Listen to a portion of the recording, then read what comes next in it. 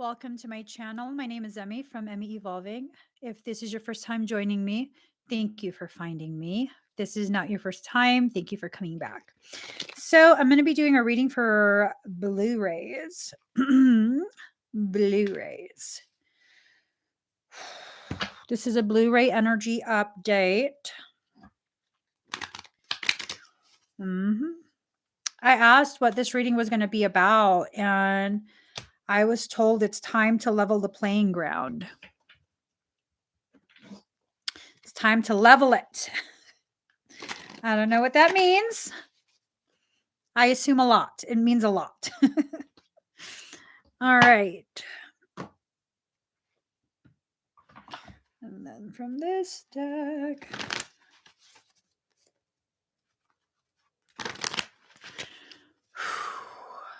All right. How y'all doing?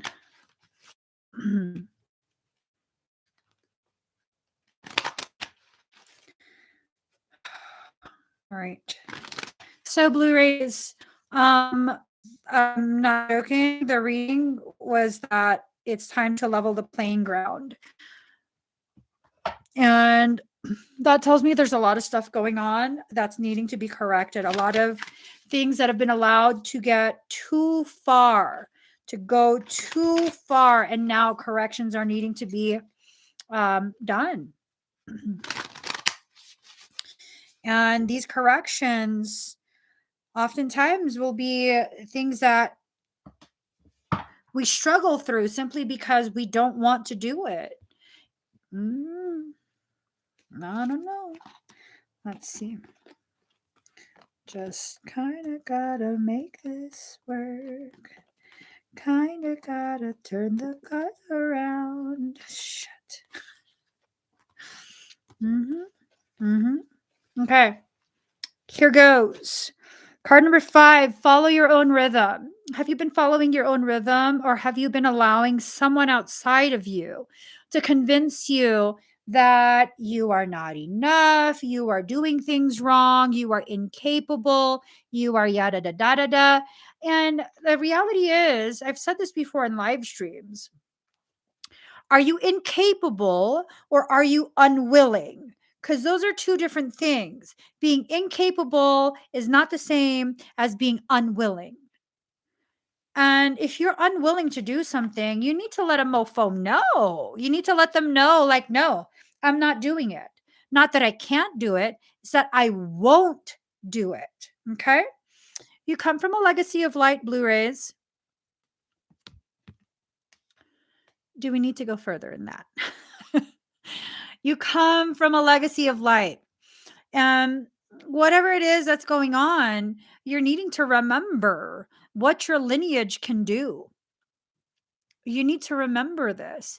A lot of Blu-rays right now are being crushed by all of the BS going on in the world. We're being crushed financially. We're being crushed socially. What other type of crush? Familial.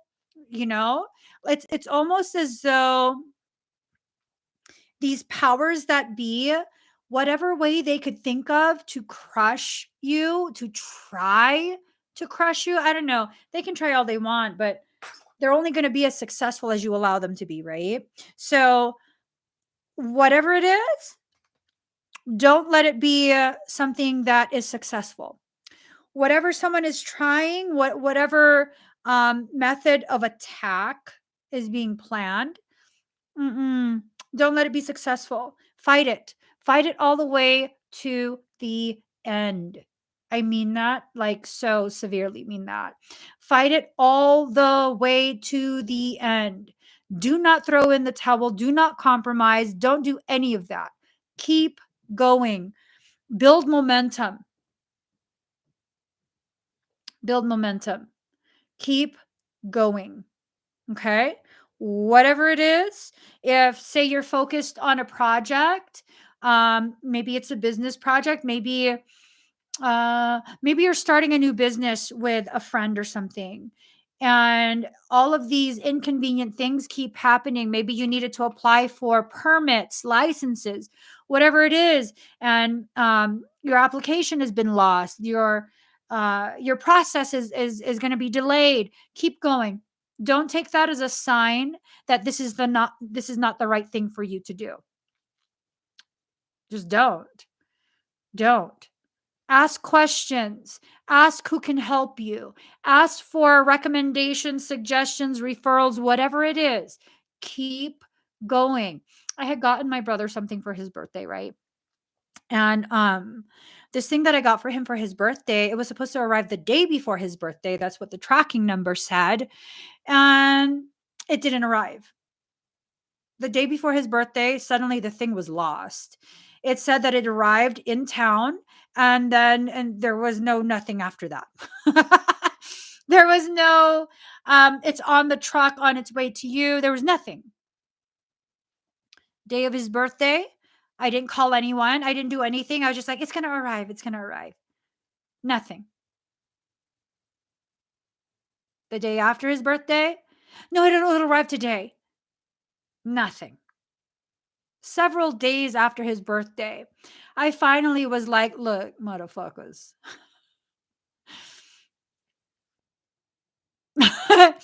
And I called FedEx.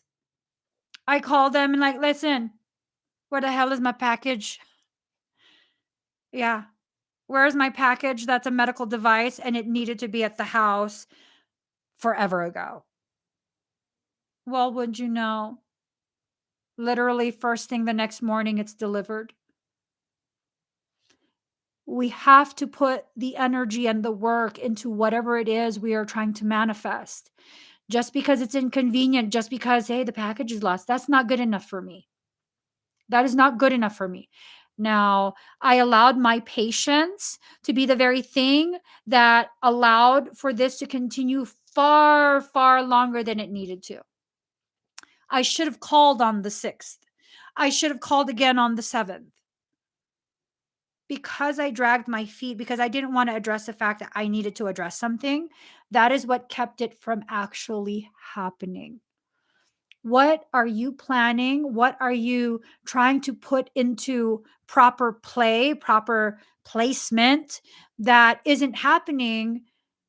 And you're not doing what needs to happen in order for it to actually happen for you. Like, what is it? What did you need to happen, but it didn't happen? And then you didn't follow through with it. You didn't follow up. Because if there's something that needed to happen, you needed to make it happen.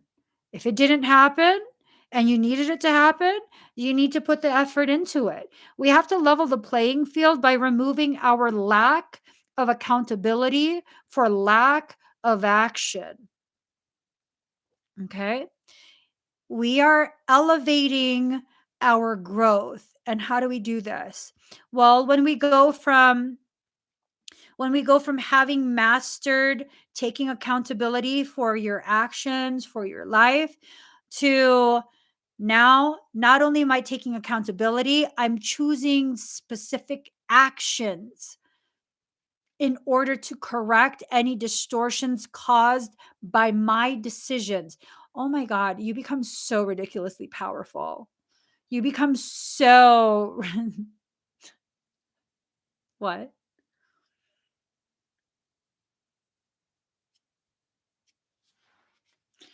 You become so ridiculously powerful. What did you?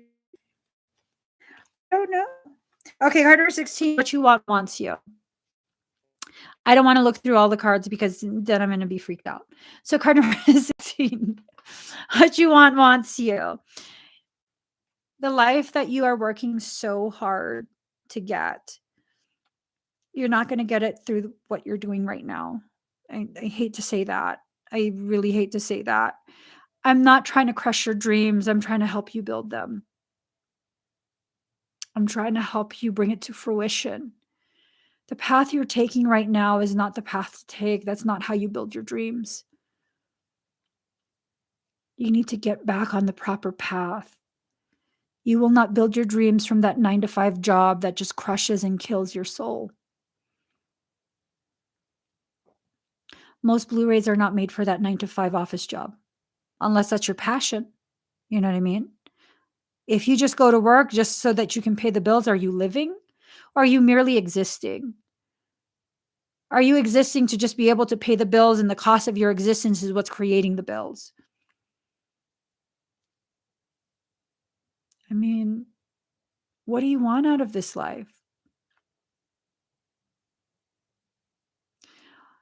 Everyone's definition of success is going to be different. Okay.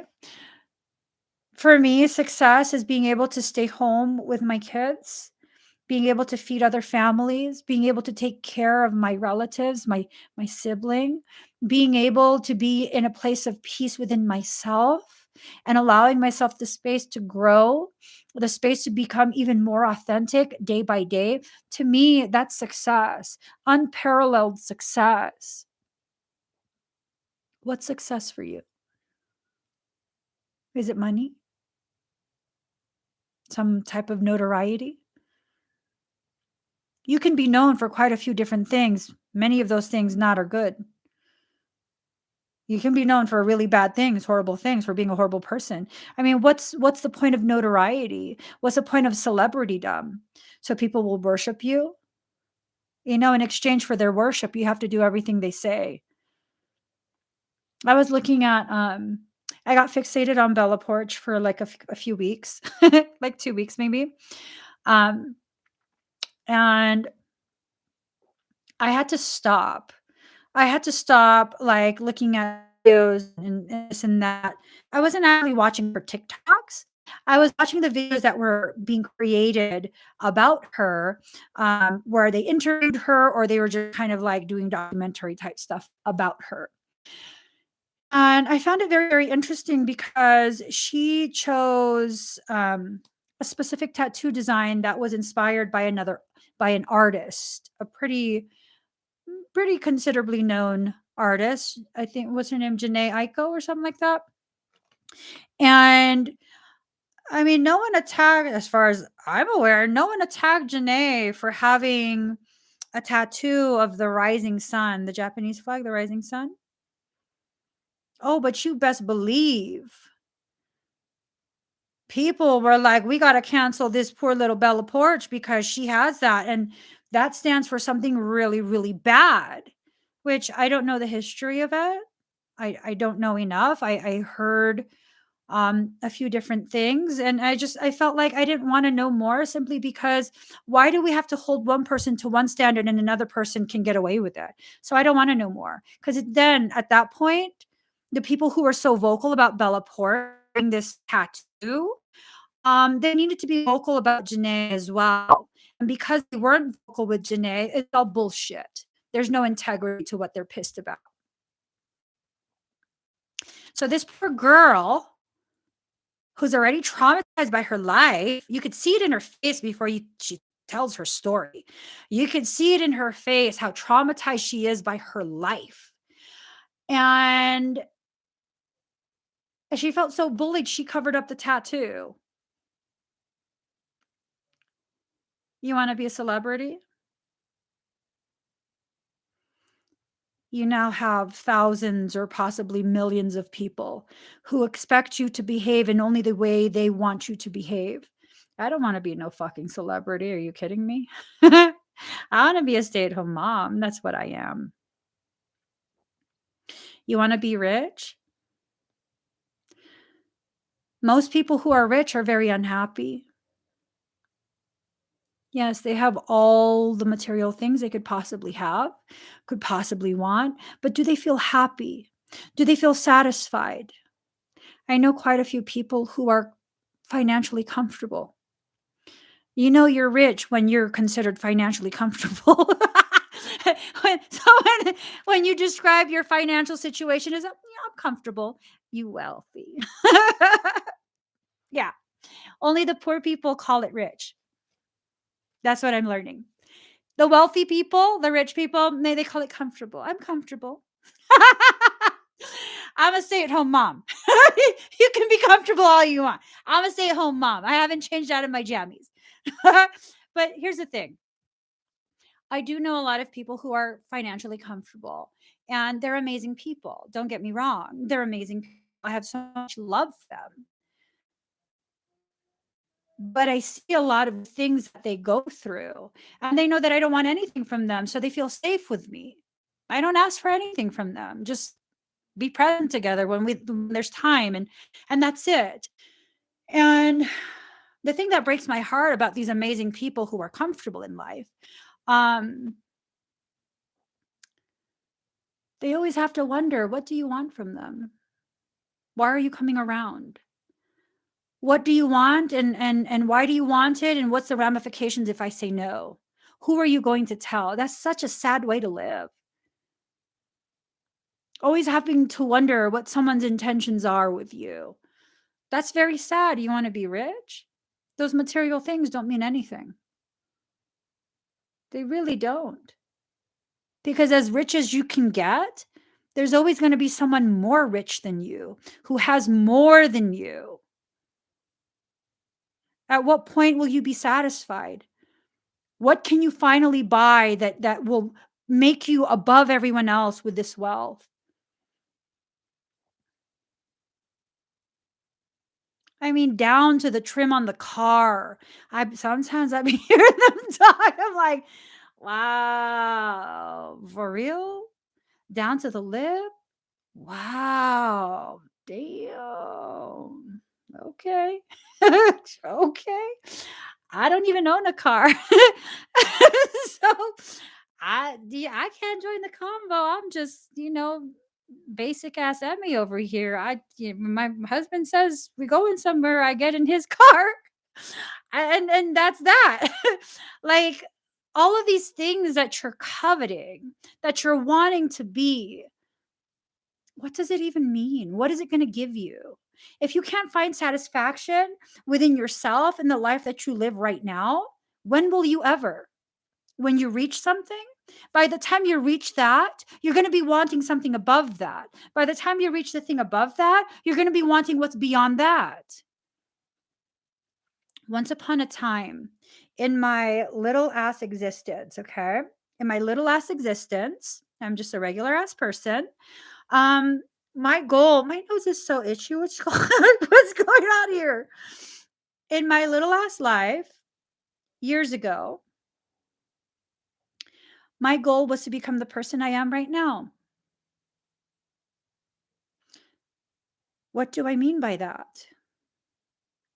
My goal was to become a person so secure within herself that she wasn't feeling like she's having an anxiety attack just because she's all alone in a room talking to a green dot on her monitor. And no, I wasn't having panic attacks. It was this intense level of nervousness. And why? Why, girl? You're all by yourself in the room. Why? Because I was worried that I wasn't enough. I was worried that, I didn't know enough and I didn't memorize enough and this and that. You got to level the playing field by not playing on the field. You got to stop. You got to stop participating in the things that help to perpetuate your lack of sense of self. You have to stop. You have to allow yourself to become who you actually are already. When I say allow yourself, I mean stop trying. Stop letting people convince you that you have to be this and you have to be that and you have to achieve in order to have some sort of value. For what? For what?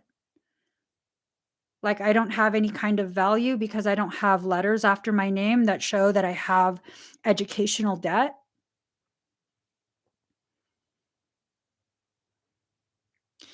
I can hold intellectual conversations with cardiologists, neurologists, nephrologists, RNs, NPs, NDs. Because these people don't know my history as I'm advocating for family. These medical professionals think I'm part of their profession. I'm part of the field. No, honey, I'm a stay-at-home mom. There's no letters behind my last name. It's completely clear. There's no other alphabet there. Mhm. People will perceive you however you carry yourself. They will perceive you however you carry yourself. And if you carry yourself as though you're less than, that's how they will perceive you and they will treat you accordingly. Do you have to carry yourself as though you're above everyone else? No. But please do take the time and the effort to understand how to carry yourself as though you are their equal, because you are. You are. You are absolutely shoulder to shoulder with every other person on this world. It's time to level it out. Level it all out and then stand solidly in your life. No more trying to wait until you've achieved this or that or certificates or. Like, no more. Allow yourself to feel, allow yourself to know. You are oftentimes your own worst critic. You are oftentimes your own worst critic. Why is it not enough to just be who you are right now?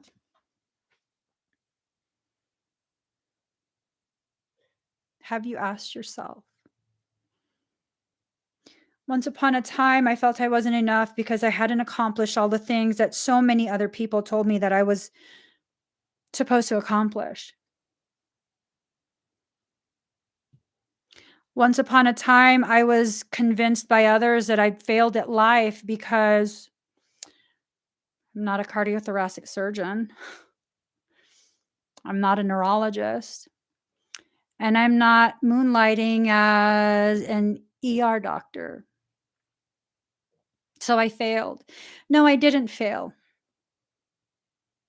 I failed other people's expectations of me that were not aligned with my truth and my path, nor was it part of my purpose. And some would then say, well, you're just using excuses because you spent several years taking all these classes and that was a failure. How was it a failure? I completed those classes with over a 4.0 GPA. How was that a failure? Please do tell me. How is that a failure? Oh, because I didn't go all the way through medical school, get myself more in debt, and be something that I didn't really want to be. I still use that information for the job that I do today. Did my value decrease because other people didn't understand? Or did my value increase for myself and my perception of my value when I stopped needing people to understand? You either agree with me or you don't. But my value is not contingent on what you understand or not. Live in that way. Live in that way. Set what your value is based on how you see yourself and continue doing work to continue shifting the way you see yourself within your life. No one will give you permission to be great. Be great anyways. There was this thing that I was listening to about Britney Spears giving a testimony for heart stuff. And like for the first time ever, it seems the court finally allowed her to speak and allowed the public to hear what was going on with her conservatorship stuff. And the most powerful thing I heard her say was, I wasn't good, I was great. Yes, you fucking are, girlfriend. Yes, you fucking are. And I think what happened with her conservatorship was that she finally reached a point where she didn't need someone else to validate her. She was taking control of her life once again. Whatever the cost, she realized she was worth it.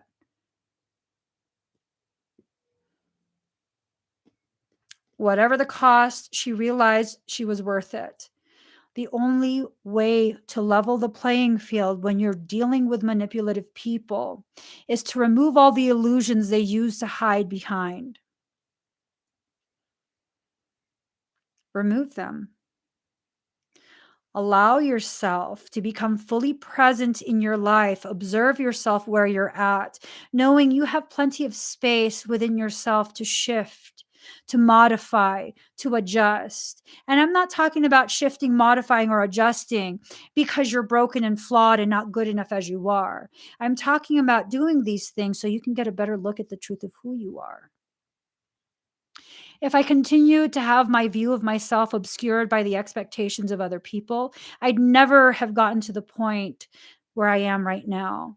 And this is a point where I find myself to be fully acceptable just as I am, knowing I'm still growing, knowing I'm still in the process of maturing and ripening.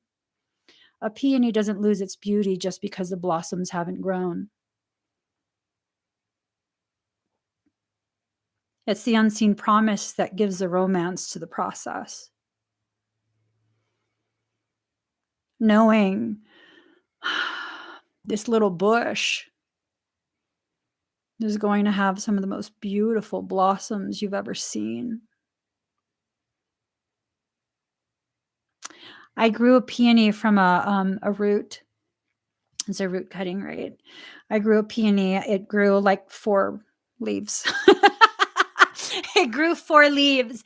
And oh my God, I know that it takes like at least, I think up to the 3rd year before the peony will actually begin to blossom. And oh boy. Mm, mm. Every day I would water that peony like, oh, baby, grow, grow, baby, grow, baby, grow, baby, grow. No blossoms on it, but I was celebrating the shit out of it, knowing what that hidden promise is. You are that hidden promise. Why can't you celebrate yourself knowing that the right season, under the right circumstances, you will blossom without effort? Stop participating in all of these programs that were designed to prevent you from reaching the truth of who you are. You've been who you are since you were born. It wasn't something you needed to work towards. The only work that was being done was the laying to rest of all these different personas that were projected onto you by other people. That's the only thing that you're doing. Conducting funerals for identities that never were you. Sometimes people get ugly at funerals. I'm just saying.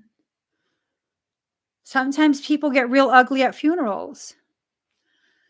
When you lay to rest an aspect of you that wasn't ever really you, therefore never really existed, the people who benefited from that part of you existing, even if it was just a mask, oh, they're going to be mad.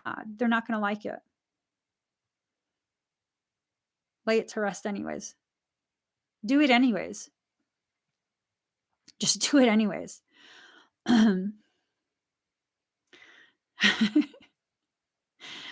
I always fondly think of my Dutch dad. He's just so supportive. We were at we we were at a trade show, right?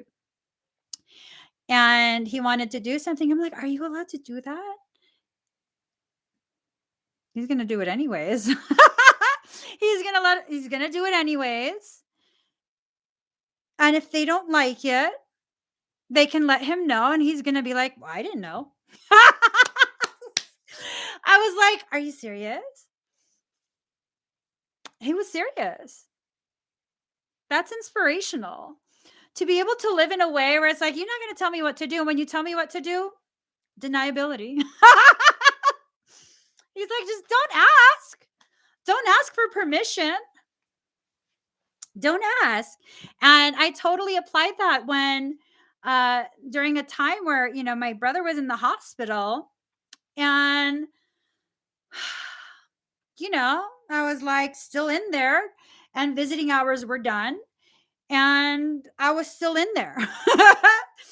And then,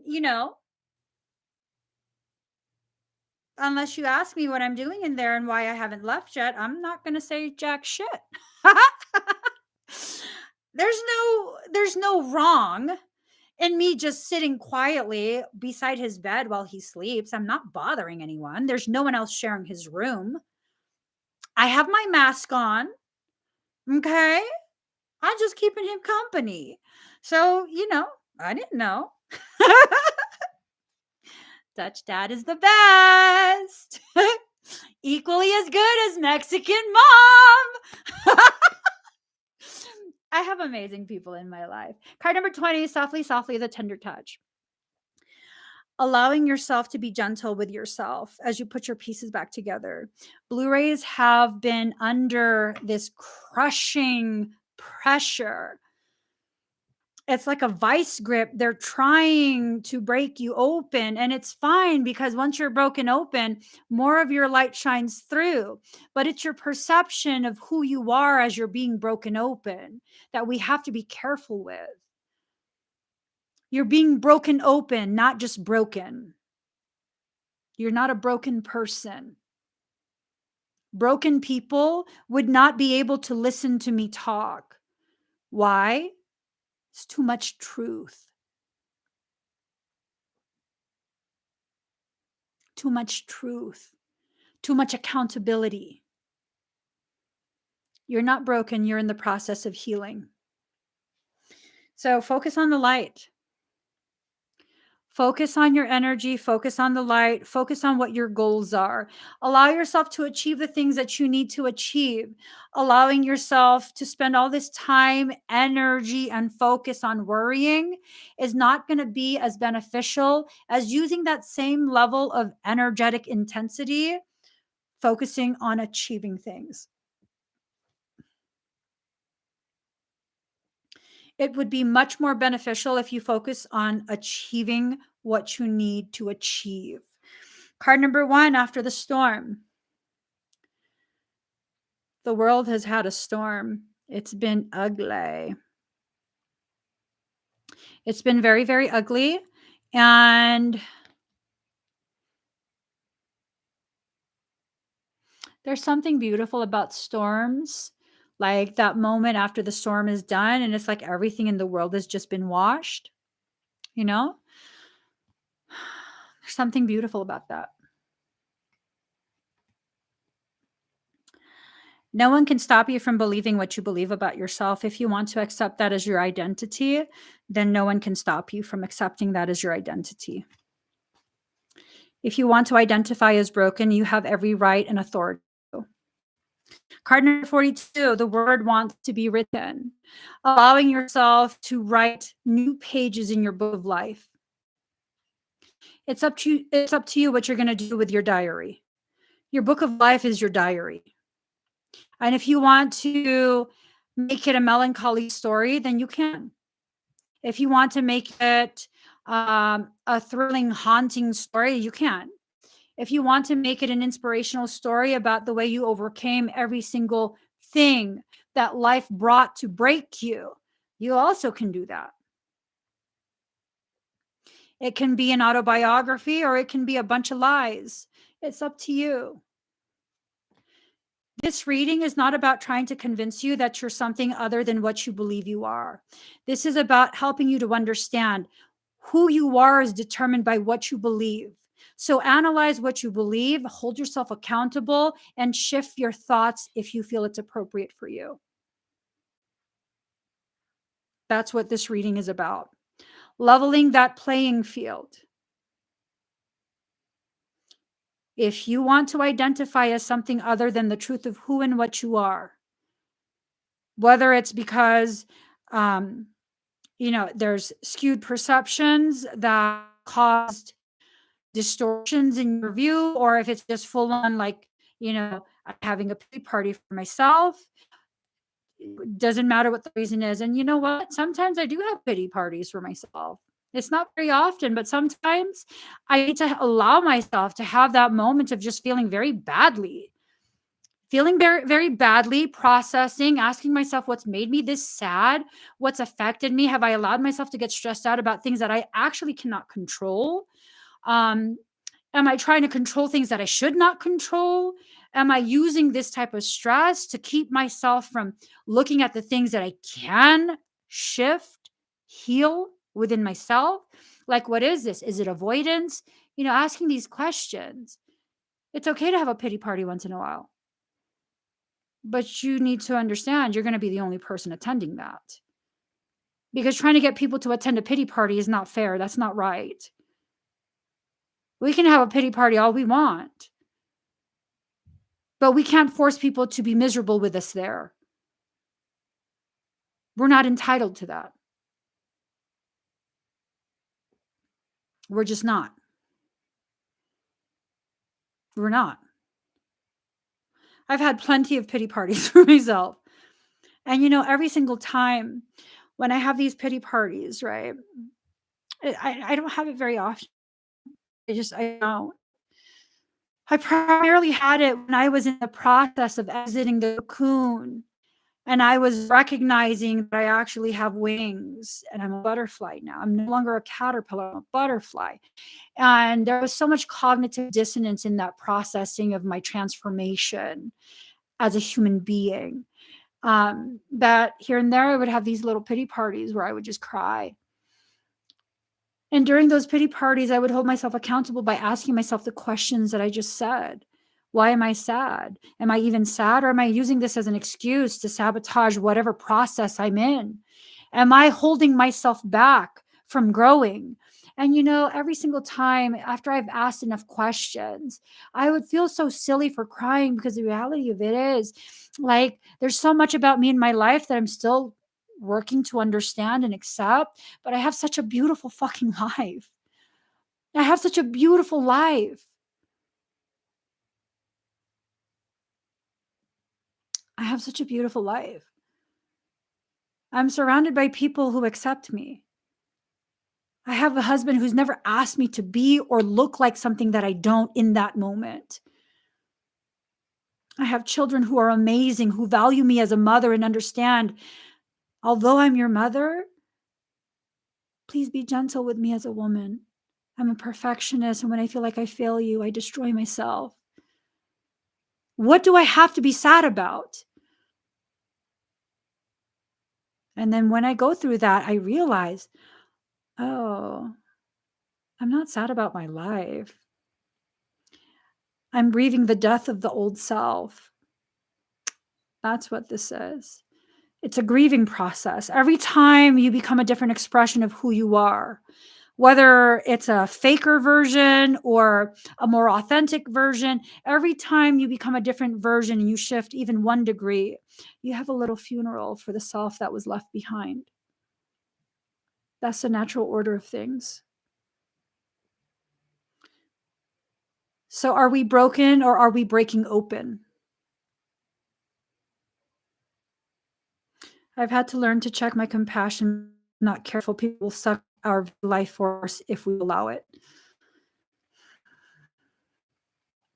In case you guys wonder why I typically don't acknowledge when someone shares something that is, very heart-wrenching in the comments. I learned early on, and I'm not saying anything about anyone here, I'm saying my experience before. I learned early on that people would use the comments to manipulate me. I had an auction once, and I don't remember what I was auctioning. I think it was a sword. And this woman wanted the sword, and someone else they were in a bidding war. And this woman kept like, my son just died.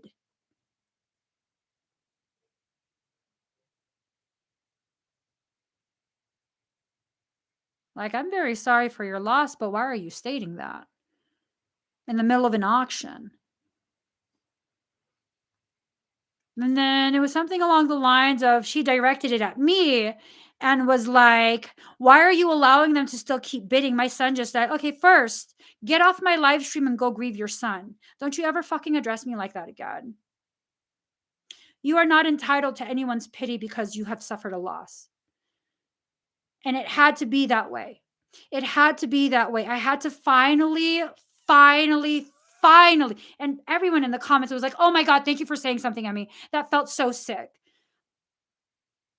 That was at a period in my life, my publicly visible life, where I was so afraid to be mean to people. It opened the door wide open for the manipulative people of this world to manipulate me publicly. And that's when I finally had enough. And I've had people in the comments, they want me to do energy work for them. They want me to do free readings for them. And you know what they do? This has happened several times. This shit's not a joke to me. Like, you need to help me before myself. Like, nope, where are you at? Put in address. I'm calling 911. You need to go in for a 5150. Psychiatric hold, involuntary. No, I will not play along with any of that. No. You level the playing field by not playing. And it's very unfortunate because there's times where I see something in the comments, I'm like, oh my God, I want to acknowledge your pain. I want to validate you, but no, no. Y'all are validating already. We have a beautiful, beautiful space here, a beautiful community of amazing, amazing people. And I have to stay within the confines I created for myself to protect myself. That's not a sign of weakness. It's a sign of emotional intelligence and elevated awareness. When you can exist in such a way where you recognize the ways in which your compassion, your heart can be easily manipulated by other people who have a lack of integrity, recognizing this and being honest with yourself about it and creating boundaries that people are not allowed to cross is not only healthy, it's a sign of emotional maturity, elevated awareness. One of the things that I love the most about myself right now, and I hope you find one day that you love this about yourself as well, is that now I enforce boundaries. My internal peace is not for sale. Not only can you not have it, you're not even allowed to touch it. How powerful is that? For an empath who has lived most of her life people pleasing,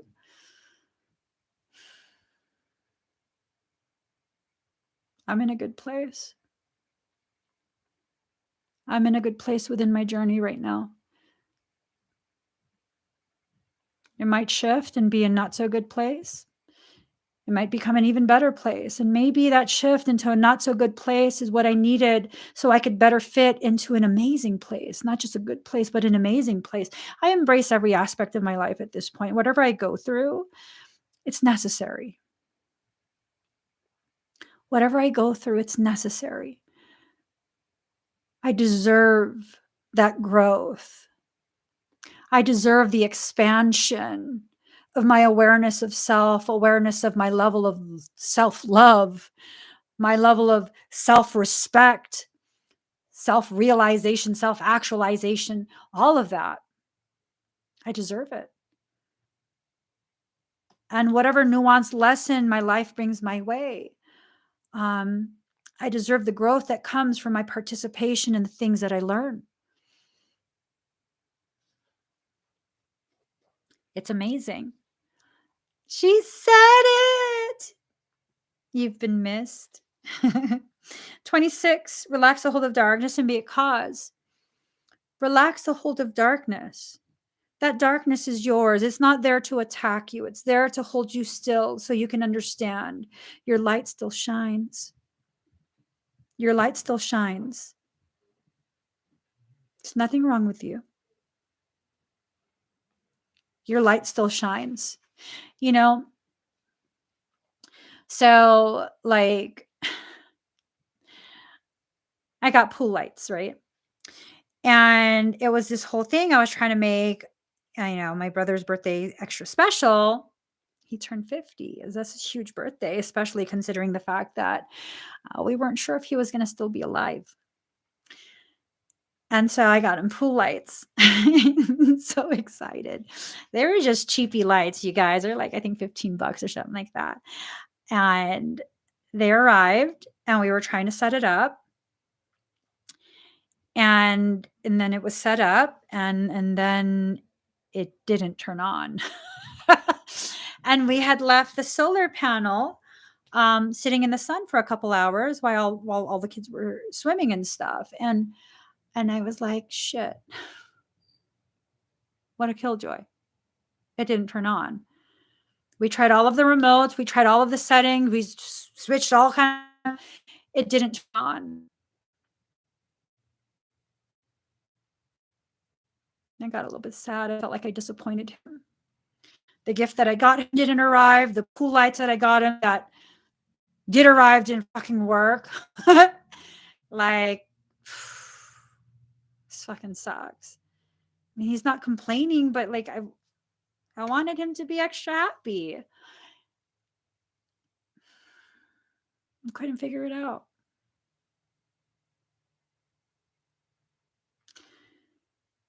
And then it got dark. And I was like, well, maybe it's broken. Only thing is, as soon as it got very dark, it turned on. Sometimes when your divine plan is so intelligently created, it's efficient. Why turn on a flashlight with limited power source if the sun is still shining? And it was a very beautiful lesson to learn because it was this thing of it didn't need to be on and it knew it. These cheapy little lights knew. There was nothing wrong with the solar panel. There was nothing wrong with any of it. All the lights turned on and it looked like a 1990s R&B video. It looked so good. It looked like a 1990s R&B video.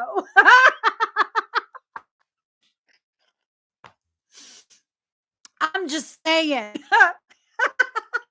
was good shit. It was good shit. We had red lights. We had blue lights.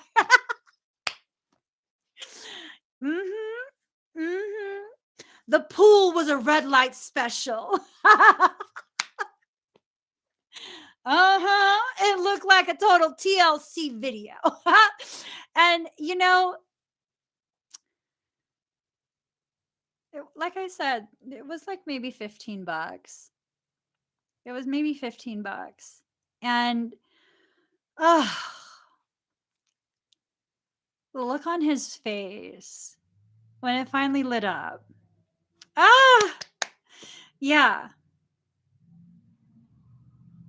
The pool light was broken. So, the times where we've tried to swim at night, it's like pitch black. We don't know if someone's dying. We don't know.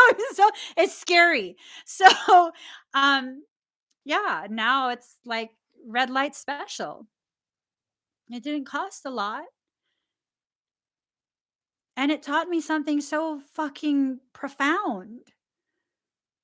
Your life is so intelligently designed.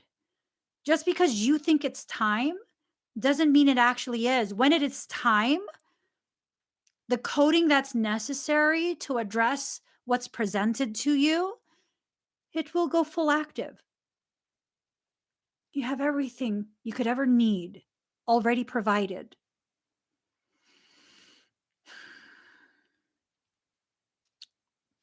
It was cool. It was cool. They weren't huge lights. They didn't look like the ad. As soon as I pulled it out of the box, I was like, what the fuck is this? They were little ass lights. I was like, what the fuck is this? This is bullshit. But I didn't want to it was supposed to be a surprise. So I opened it. It's like, you got pool lights. In my head, I was like, what the fuck is this shit? Christmas lights. It looked good though. He liked it. It gave the pool like a really nice ambiance. It did. Goes real well with the stripper pole. I'm sorry, rehab bar. Vertical rehab bar is not, I'm not supposed to call it a stripper pole. Vertical rehabilitation bar. I'm just saying. I'm just saying. Your life is so perfectly designed. And when you have these expectations of things happening when you determine it should happen, you really disappoint yourself. Because when those lights didn't turn on, he was disappointed. But he wasn't going to complain because he didn't want me to feel bad, but I could tell he was disappointed. And then he was the one that was like, oh, maybe the lights have to be completely off before they turn on. I don't know. I don't know. I'm disappointed, but it turned out beautifully. Didn't it? It has such a great feel. It has such a great feel. And this time we didn't throw in Demo, okay? I put a life vest on him. And I brought his big ass into the pool gently, one step at a time. He made it to the second step. And then he just stood there and looked at me like, yeah. And I was like, you're so good. The whole crew was loving him and petting on him. And he was like, I'm thirsty. And he drank from the pool. I was like, get out of the pool. Get out of the pool. But what do you feel? What do you feel? What do you feel? Are you comparing the same things, or are you comparing and contrasting the potentiality with the actual in real life reality? Right? Because those are two different things. The potentiality that I was expecting were like large lights. Okay. Large lights. See of what came.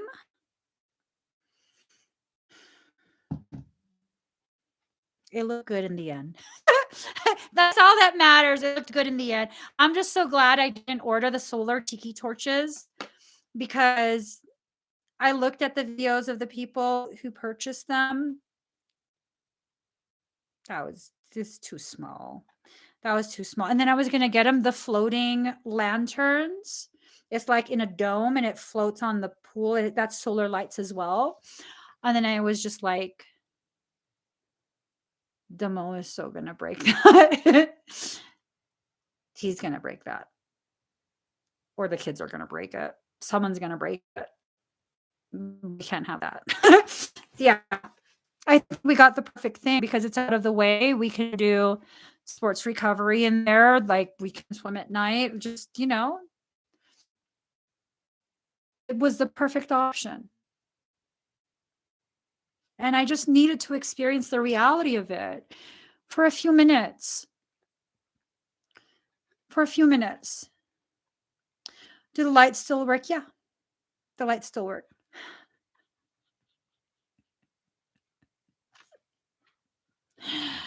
They still work. I don't know. I don't know. The lights still work. They're cute. They're cute. And it's not like, he wasn't expecting anything fancy schmancy. It's okay. Card number 29, seeing the true you. Allowing yourself to see the truth of who you are and where you're at within your journey. Stop comparing this hyped up potential you've created for yourself with the reality of the beautiful person that you are right now. You know what I mean? Like, for me personally, like knowing the trajectory of my path to a certain degree, knowing how this kind of plays out to a certain degree, I'm kind of like, I've been dragging my feet. I haven't accomplished the things that I need to accomplish. All these other people who I began this journey with and I've lost touch with them, they've already grown their audience so fucking huge. And I'm over here like still trying to just be a stay-at-home mom. What the fuck, girl? And it's like, first off, who the fuck is you to be talking to you like that? Who the fuck am I to talk to myself like that? To hold myself to a certain standard that is unrealistic, unfair, and misaligned. And all of those things that I've seen that will play out in my life, not might. I already know it will play out in my life. At no point do I ever see my hands or my face. I do not know what age I am when I accomplish these profound things. Do I need to know? Do I need to compare? Do I need to compete? Does it even matter who these old acquaintances of mine, like what size their audience is? Because for me, numbers are everything. I don't mean analytics. I'm talking about the way my soul communicates with me using numbers. 5607, 5426. That's a whole fucking story right there. 5326, 53 watching, 26 thumbs. 5 plus 3 is 8, 2 plus 6 is 8, 88, a reunification of self and soul, masculine and feminine, all your fractals coming back together.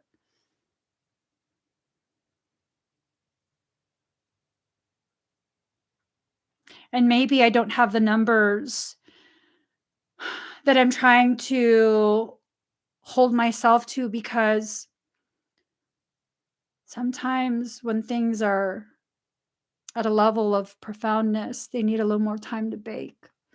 They need a little more time to ripen. And just because it takes a little more time to ripen doesn't mean it's less than something that ripened before it. And I want to make clear, it wasn't a comparison of who's more successful. It had nothing to do with that. It had everything to do with, wow, these are people who I was having personal private conversations with, and they were like, whoa, the fucking information, that's fucking profound. Where are you hearing this from? Like, what esoterica are you getting this from? I'm like, it's a download. And I want to know if you've heard it. I want to know if it's a lie, if it's accurate, or if it's a lie. And it's like, I already knew so much way back then. And I capped myself off because it was uncomfortable. I didn't want to make things uncomfortable for people even more so. And again, it's not a comparison of who has a larger audience. It's a realization of, if I just allowed myself to flow the way they've allowed themselves to flow, I would have been able to reach more people and help more people understand the gravity of who and what they are, instead of forcing these people to wait until I'm good and fucking ready, like a child, dragging my feet, having a fucking tantrum that lasts for several years. So it was never a comparison of who's more successful. And yeah, it was a realization of how much I've been withholding myself. When you see that you share the same energy as someone, and you see how expansive their reach is, and how these people have been starved for that information, for that resonance,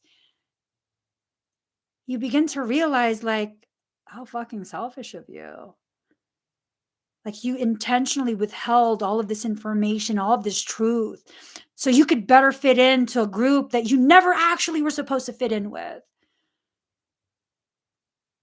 And that hit me real hard. That hit me real fucking hard. It hit me real hard because I realized how much I wasn't seeing the truth of who I actually am.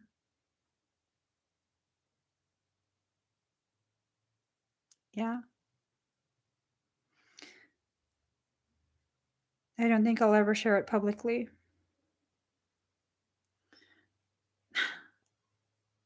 The names of these former friends, acquaintances.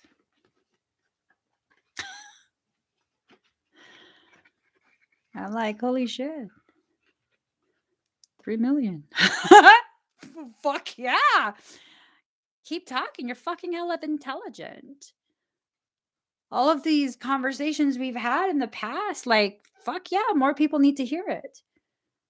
And I find myself saying these things and like seriously, truly, genuinely celebrating the courage that they've had, that they've allowed themselves to be fully present like that, and have given how many people even just the slightest better understanding of themselves. Mm. And then Michael comes up and is like, wait till you're ready. You just have to kill the mood. Success to me is fulfilling my purpose to the degree and intensity that it was designed to be. It has nothing to do with money. It has nothing to do with viewer counts. It has nothing to do with any of that. It has everything to do with me finally allowing myself to serve the purpose that I was created to serve. It has everything to do with me realizing every day how many people were waiting for someone outside of themselves to validate what they were already thinking for themselves inside. That's profound.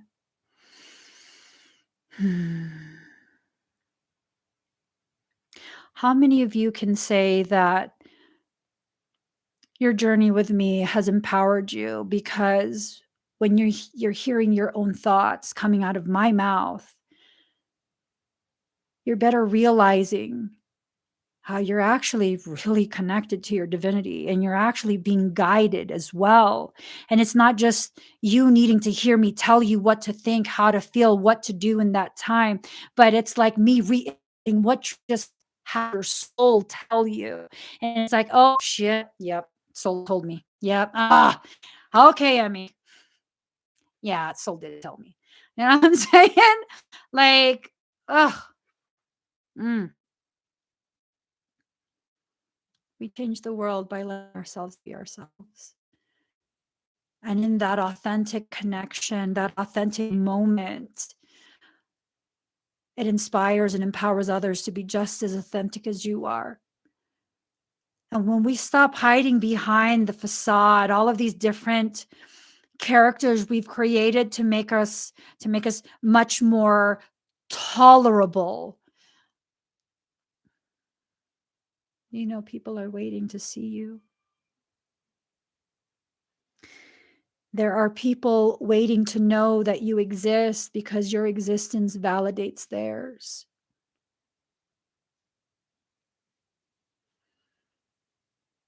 There are people waiting. They're waiting for you to come out of the trenches you've been hiding in. They're waiting for you to climb down from the mountains that you've been hiding in. They're waiting for you so they can have the courage to be like you, unique, authentic, brave. Bravery has nothing to do with the absence of fear. Courage has nothing to do with the absence of fear. Those things have everything to do with what you choose to do, even when you're afraid. Do it anyways.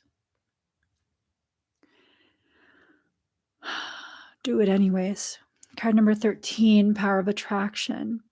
Allowing yourself to bring back to you the very things that you want and need.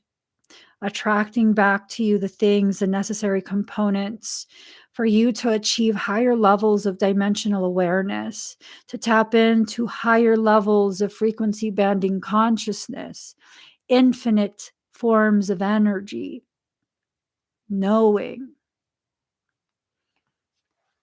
Card number 11, diving for light.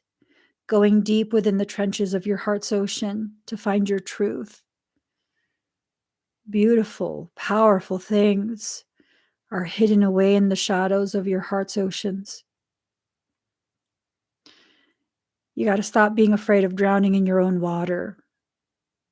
That's your water. It will not drown you. You don't have to come up for air. Dive deep and keep diving. Dive until you find the light hidden in the darkness. Card number 2, inner trust. Trusting yourself to know. You've known many things in your life. How many experiences have you had where you already knew? Where you look back and like, I already knew. I already knew. How many more do you need to have before you accept that you already knew? Excuse me. How many more? Because maybe if you put a number to it, like, okay, I'm going to need 3 more experiences of me already knowing, waiting until after the event, but I already knew before the event, but I'll just wait until after event, like 3 more times of that for me to accept that I'm accurate. Give it a number. So that way you can make the tick marks and have a visual representation of exactly how much you've already done, how much validation you've already received.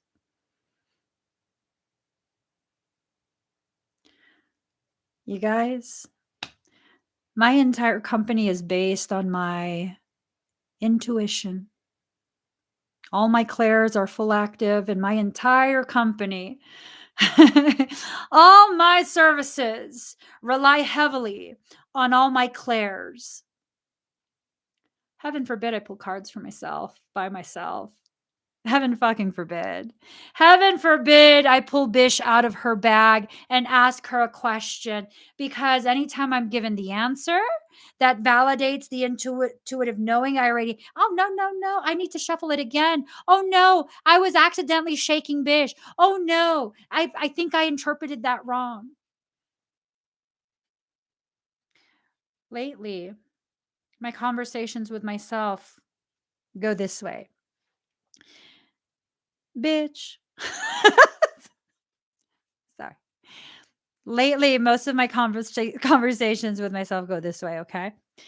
Bitch, how the fuck you gonna try and say you accurate for everyone but yourself? Bitch, have a seat.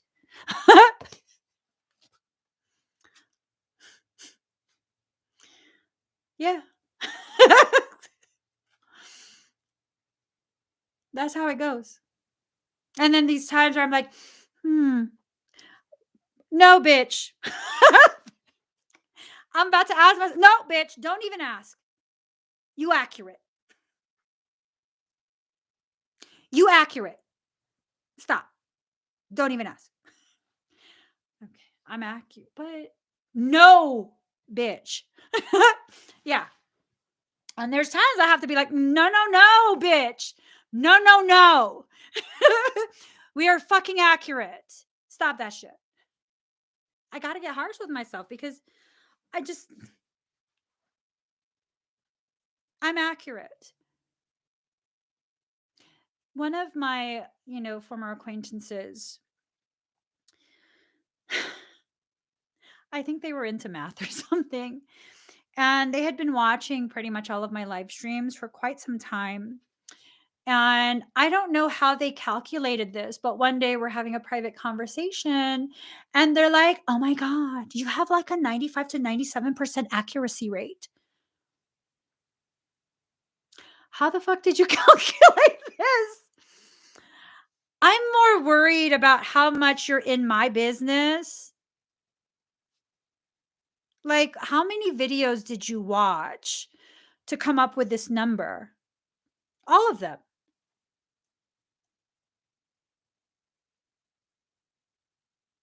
Are you serious? All of them. Like, oh shit.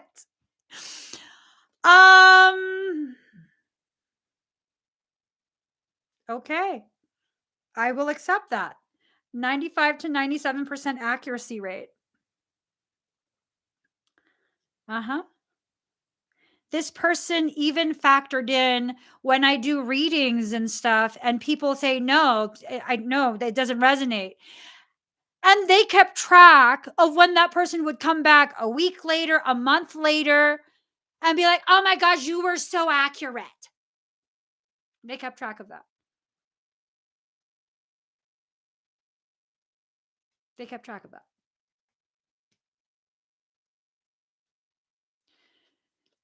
They said that 5 to 3% lack of accuracy. I don't know how fucking close they were observing this shit. Was when I didn't want to say what the reading was, what the information was. They also noticed that anytime I follow a message with, I could be wrong, that bumps the accuracy to 100%. They were really helping me recognize a lot of my bullshit. Because when I know for a fact it's accurate as fuck, I don't want to take accountability for that shit. I could be wrong. I could be wrong, but I saw him choke you. Not in a good way.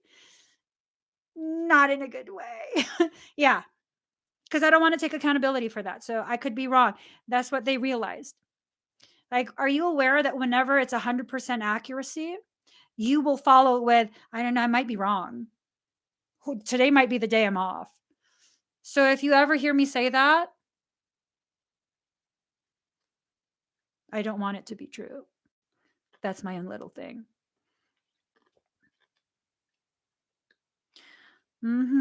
This mofo, my wife is very accurate. What about that one day I said, don't drive to the airport because I saw you get into a car accident? And you said, no, no, no. Oh, no, I'm just going to go. It's fine. And then you came home and where the fuck was your bumper, sir? Where was your bumper? And what did he say? What did he say? It was fine. It just ripped the bumper off because he ran over a mattress on the freeway. And I was like, it wasn't fine. You were supposed to fucking die. And now you know why he doesn't question me. Tell me where I'm lying. I was like, it wasn't fine. You were supposed to fucking die. He's like, oh shit.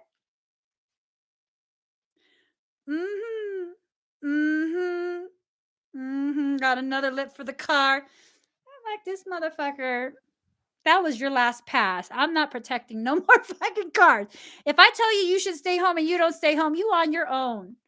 And what happened when we were in that one place and I said, Michael said we need to leave and you said I'm not leaving tonight. I'll leave tomorrow. And what happened? I got a text, last chance for Frey. Don't question my wife. He had to learn. It took a few years. It took a few years. I can't blame him because I didn't want to leave either. We were exhausted. We were exhausted. And the whole lip thing, the car lip thing, I hadn't been telling him about all the shit that I see in advance. I hadn't been telling him. So it was like one of the first times that I was like, hey. And I didn't tell him how bad it was going to be. I was just, hey, you shouldn't go to the airport. I don't have a good feeling. He's not going to be fine. Totally triggered his manhood. So I'm going to be fine. I don't think you should go. I think you should just come home straight. Because, like, what if you, like, get in, like, some accident or something? I didn't tell him. I didn't tell him that I saw him run over, not run over the mattress, but a mattress in the road, and he ran over part of it, and he swerved, and he wrapped the car around a tree. I didn't tell him that. I was just like, you might, but you might. I don't know. You should just come home. I mean, would it have made a difference back then if I had told you, like, flat out, like, hey, I think you're going to die today? Would that have made a difference? I don't think so. I think he would have just been like, no, we're going to be fine. I don't don't know. I don't know. I think we had to go through everything that we had to go through, and he had to witness everything that he witnessed, in order for him to understand the level of accuracy. Yeah, no, telling him made him aware, so when he saw it, he didn't swerve. Don't you ever question me again.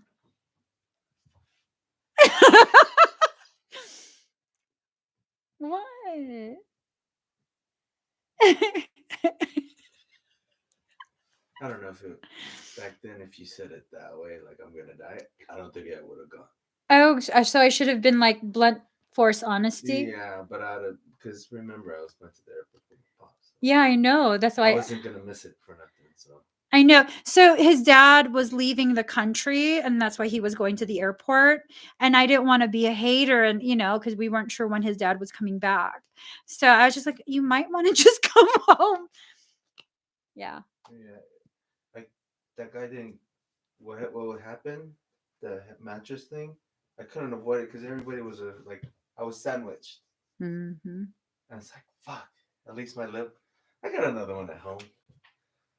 You remember when we were driving through the countryside of Mexico in complete darkness? And I was sleeping, and then I suddenly woke up and I put the seatbelt on. I put the seatbelt on. He goes, "What are you doing?" It usually happens like that. And he's like, You're like this. You should slow down. well, I told him a few minutes earlier, you should slow down. You're going too fast. He didn't want to listen because there was no one else on the road. And we in Mexico. Apparently, you can drive crazy as fuck if you're American in Mexico. Yeah. And so I was like, fine, whatever. And then I fell asleep, and then I woke up again because Michael said, "You're in danger." I put on my seatbelt, check the baby. Baby had car seat on, And he's like, "Why you put on your seatbelt?" You best believe he slowed the fuck down after that. I don't know. Why are you driving so fast? He's like, what did you see? We fucking killed a cow. I mean, if you slam into a cow going like 70, 80 miles per hour, it's not going to be good. I just don't want to be thrown from the vehicle. I'm just saying. I mean, he doesn't want to slow down. I'm not going to ask to be dropped off on a Mexican roadside with no lights, knowing there's a cartel war going on. I'm just saying. Cartel cow. Cartel cow. I just put my seatbelt on. It worked. It worked. I wasn't bluffing. I was just like, well, I'm not dying tonight. Shit, I might break some ribs. I'm not dying tonight. I got shit I gotta do. So I put my seatbelt on. And then he got scared. He got scared and he slowed the fuck down. Buses are insane in Cancun. They literally slow down and you have to jump off, never again. That's like a training for a drive-by. You can't stop. You got to keep rolling. You either run and jump in or jump out and keep running, but you can't stop. Oh my God. Yeah, it was, we had to assess what broken ribs, cartel. I mean, I go with broken ribs. Classmates of mine crashed into a horse here in Mexico one. Yeah, so what I saw was because we were um in a lifted suburban, like an old one, like a 1980s suburban, so it's all steel. And it's lifted and it has swamp wheels on it. So it's like we hitting the cow head on. And what I saw was the bumper hit the legs first, which kind of the momentum, it flipped the cow over the car, shattered the windshield, dented the whole fucking thing in. My whole fucking head went into the windshield. That's fucked. I'm gonna look real fucked after that. Like, that's gonna be real fucked for me. I should put my seatbelt on. I'll just hit the dash. I'm totally like, you can follow the string all the way through like that cow's gonna die. But because we're caged in steel, I mean, we're probably gonna be inconvenienced. I hope they have medevac. I remember thinking that shit. I hope they do medevac in Mexico. I don't know why I couldn't just communicate that. Looking back now, that was so unreasonable of me to just be like calculating the collateral damage and like just seatbelts. Which is and the thing was, the seatbelt would not tighten. There was no tension to it. So it was really just like a lap belt. And so I put it on, and then the top part it was all loose and soggy. So I just tuck it behind me. I just tuck it behind me. That would break my ribs, but I think my collarbone is more important. If I just communicated that, I'm pretty sure he would have that's okay. I know to communicate now. It's okay. So card number 38, new blueprints. New blueprints. Allowing yourself to receive the new codes, receive the new instructions, receive the new guidance. Okay. All of this has been changed because of a lot of the different things that have been going on. It's just been changed. Yeah. When I tell you guys, the actual intensity of the levels of it's mind-boggling. It's mind-boggling. Card number 1, Earth Star Chakra. Initiation. That initiation keeps coming up from different decks. Initiation. This is an initiation period. And I don't mean like a gang initiation.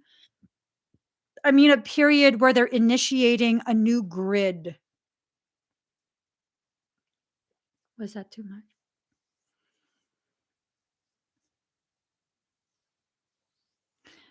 Completely disregard what I just said. Because I could be wrong. Card number 56. Card number 56, vulnerability. Mm-hmm.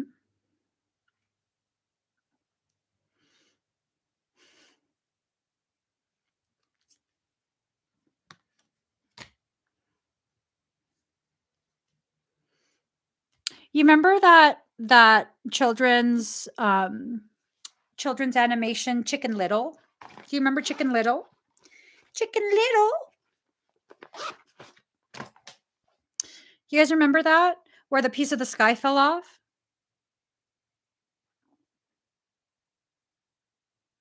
Do you remember that? Yeah. You know, in some ancient texts, they talk about a firmament.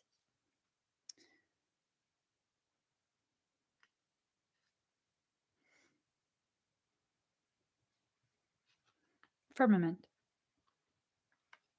The last time the firmament was open, there was a flood in the time of Noah. Methuselah.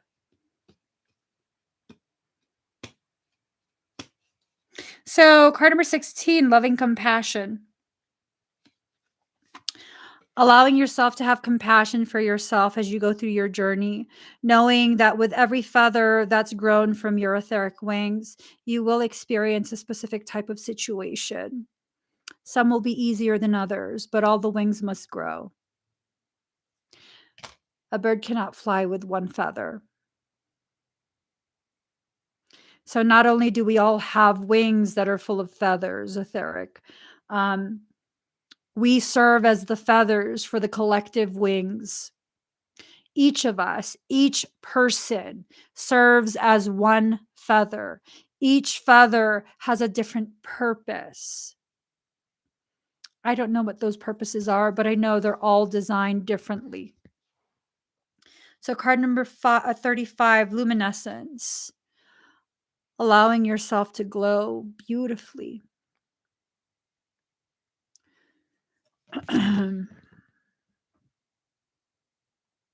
Well, now I'm scared because you're telling me I said too much. I didn't even say that much.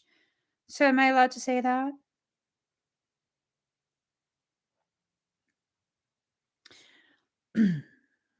What if, hypothetically speaking, what if the sun is an energetic repository and it holds the solar charge for each of our consciousness? It's like the battery. And part of the reason why you need to have at least a certain amount of sun exposure and why there's been a huge push for sunscreen is because your skin is like a solar panel. And that's how you receive daily doses of divinity.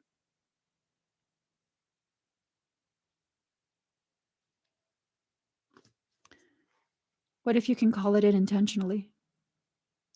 What if there are toroidal structures that exist? What if you can call it in intentionally? I mean, I could be wrong. Just sharing theories. Shine your light. For some of the Blu-rays, what if, because of the lifestyle you've had to live, you've been exposed to excessive amounts of solar energy? And because of that exposure, you're basically a lantern at this point. What if? What if you are the lanterns for the blind to see in the dark?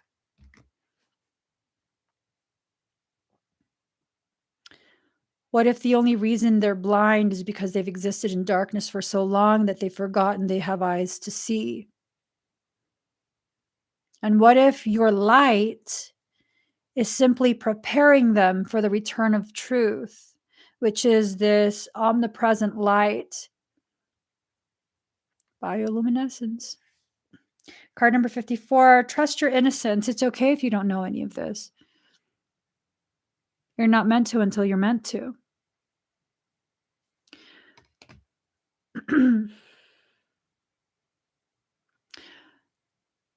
In hypothetical terms, a person who is calibrated to a specific degree to receive specific frequency banding from specific harmonic universes and neighboring matrices, you could be in perpetual states of download and have none of those downloads be recalled by the human consciousness to prevent, minimize any potentialities for neurohacking. You have dreams you don't remember? You're not supposed to. If you can't remember it, it can't be hacked. When you need it, you'll absolutely know it.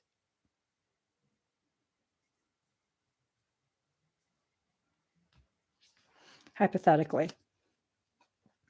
Card number 25, freedom. You only become free when you allow yourself to transcend, when you allow yourself to go beyond all these different things that people are teaching you that really, how do they know? Because they're more proficient with memorization of esoterica?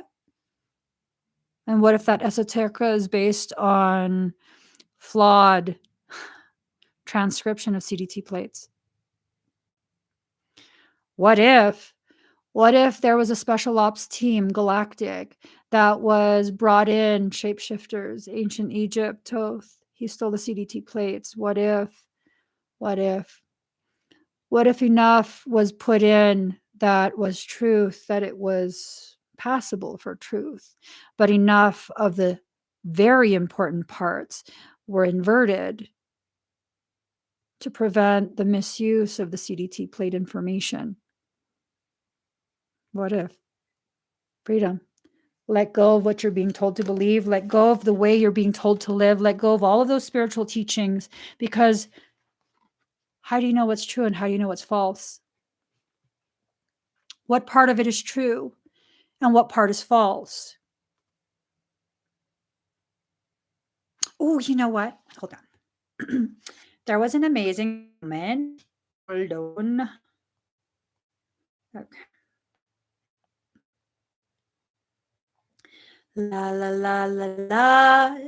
Bow to your partner. La la la la la. Where is it? There was a very important comment. Let me find it. I had a deep appreciation for this. I did. 1 second. Guantanamera. Warita Guantanamera. Guantanamera. Warita Guantanamera. Where is it?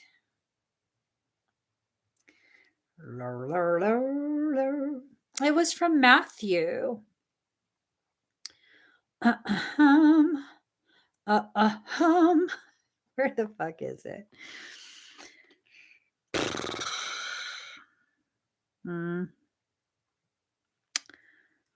Well, that sucks. I don't know where it is. I think I'm getting close.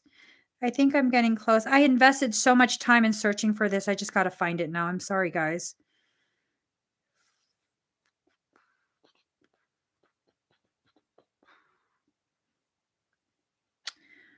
Ugh.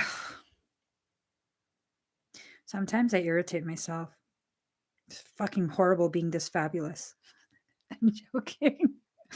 No, but seriously, sometimes I irritate myself. Let me just breathe. Can I search for a specific person?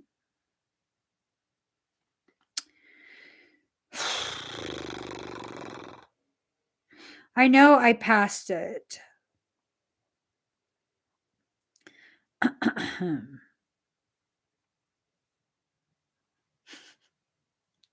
Oh, Kelly, why do Philistines always want substance out of context? Love it. Love you, Kelly Courtney. He brought up Philistines. Hold on, guys. I gotta find it. I committed so much fucking time already. Hold on.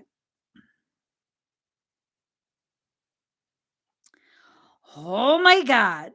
I'm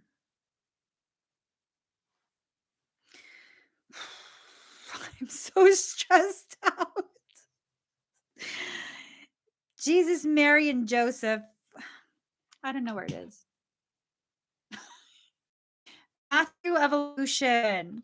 He was talking about how Jesus turned the other cheek as a slight to the Romans because looking away kind of is like letting them know, like, I'm not intimidated by you. And it was a profound realization that was another layer, level, nuance of something that it's a story that's been so bastardized. Like Jesus turned the other cheek so someone could hit him on the other side. No, I doubt that. Jesus was a healthy man of his time. He would never fucking allow that shit. Are you kidding me? Jesus was no bitch ass. Michael said, don't say, sorry, it came out already. Jesus was not a bitch ass. He was a thug. He was a gangster. He was executed because he was a terrorist of his time. He was terrorizing the people with truth. He was taking the power away from the Pharisees. He wasn't no punk bitch. He wasn't no punk bitch. Okay?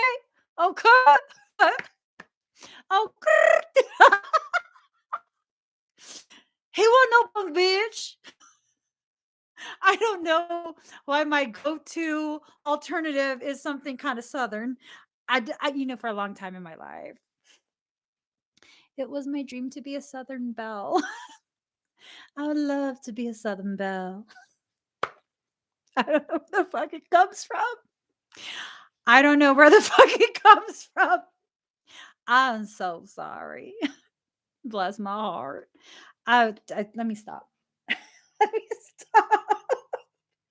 Card number 19, balanced forces, allowing things to return back to balance. as far off center as things have gone, it will take double that amount of force to bring it back to center. Okay. It will take double. Did you like that, Ocean Lover? Ocean Lover? Stop. That was hard. That was really hard. It turned red. I'll stop. My son is learning about body work, and he says what you do to one side, you have to do to the other to keep it balanced. That wasn't hard enough. That was too hard. Oh my god, I kind of like it. Oh yes. That really hurt. Okay. That was too much. Rewind it. You guys didn't see anything. Oh, I'm hurting everywhere. Shit. I have a paddle. Okay, let me stop fucking around. What's wrong with you people? Keep letting me keep talking shit like this. Someone say stop. Someone write stop, so I will stop. I have self-regulation issues. Okay, I'm sorry. Sorry. We had to go through that together.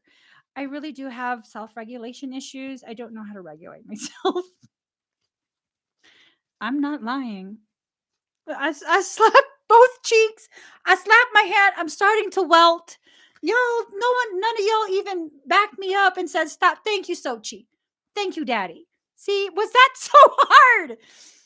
Oh my goodness. Okay, 6th of summer.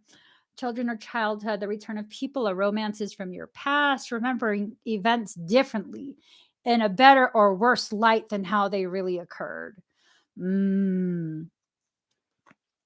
I feel like we're remembering it in a light that's not equivalent to the gravity of what humanity has experienced at the hands of these fucking tyrants from the Vatican. Shit. The Vatican is not for the people. It's not. They've built their empire on our backs and the backs of all our ancestors. The Vatican is not for the people. They never were. The Vatican systematically attempted to eradicate anyone who could teach the truth of Jesus' teachings, from the Essenes to the Cathars, anyone and everyone. Anyone and everyone. Yeah. What kind of people speak on Jesus' behalf and launch holy crusades? Jesus wasn't teaching about expansion of empire. Jesus was teaching about nature, gnosis, direct connection to divinity through nature. Jesus was a fucking hippie. Jesus was a fucking witch. You can put it however you want. Jesus was a magical man. And he used the beauty of his power to help his people. And he was ultimately executed for that.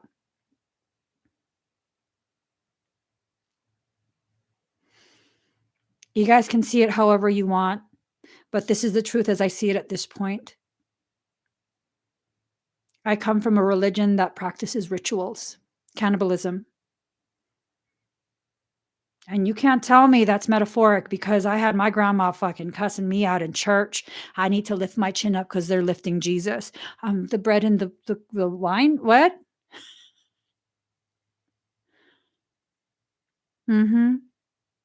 They're lifting Jesus. We're about to eat of his flesh and drink of his blood.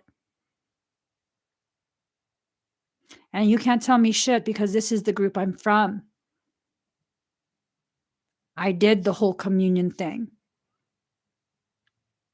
I wonder if they offer gluten-free. Serious question. Do they do gluten-free now? Because, I mean, do they do gluten-free? They should. I'm just saying they should. They should totally do gluten-free. I'm just saying. You know, and y'all want to talk shit about smudge? Are you fucking kidding me? Do you know what Ash Wednesday is from? Burning flora that's blessed. That's a fucking ritual.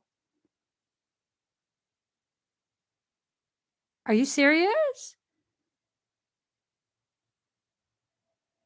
That's basically the equivalent of black salt. Witchcraft shit. You telling me I'm fucking evil because I know how to do candle magic? Where the fuck do you think I learned it from? At church. At church. I'm just saying, I burn the same fucking candles they burn at church. At church. Hello? You need something done? You go to church. You burn a candle. I need something done? I'll go to my room. I'll burn a candle. I'm joking. Yeah, no. Took it too far again. Sorry. Self-regulation. No. Yeah, no, it's cannibalism. It's cannibalism. Yeah.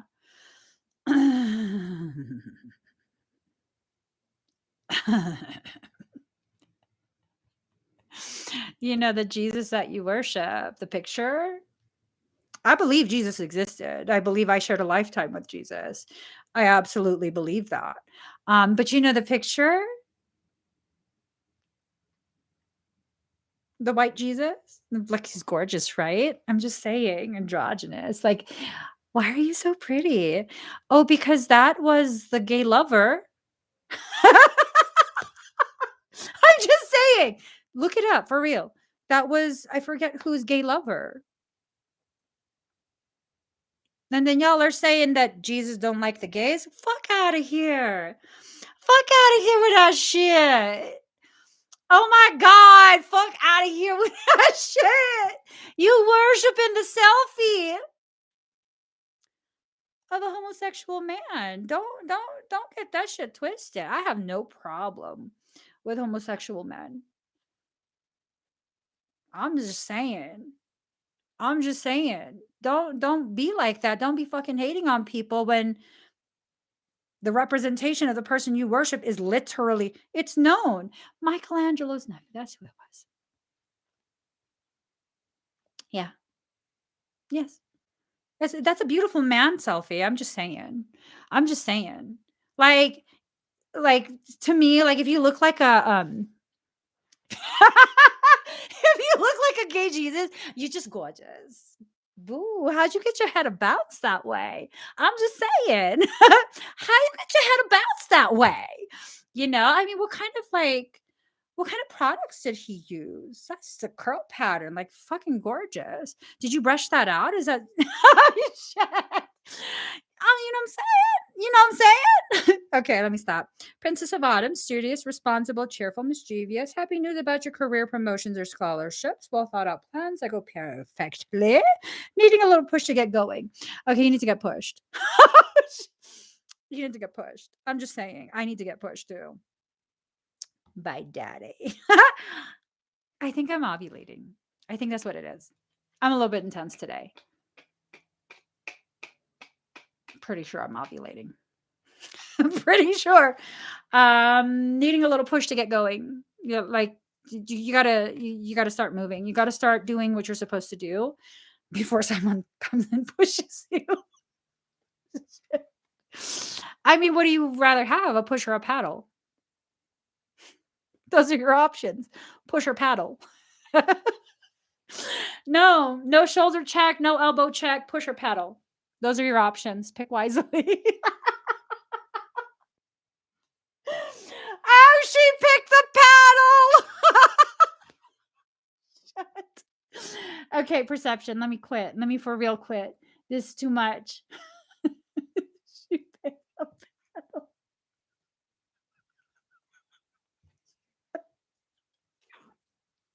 Look-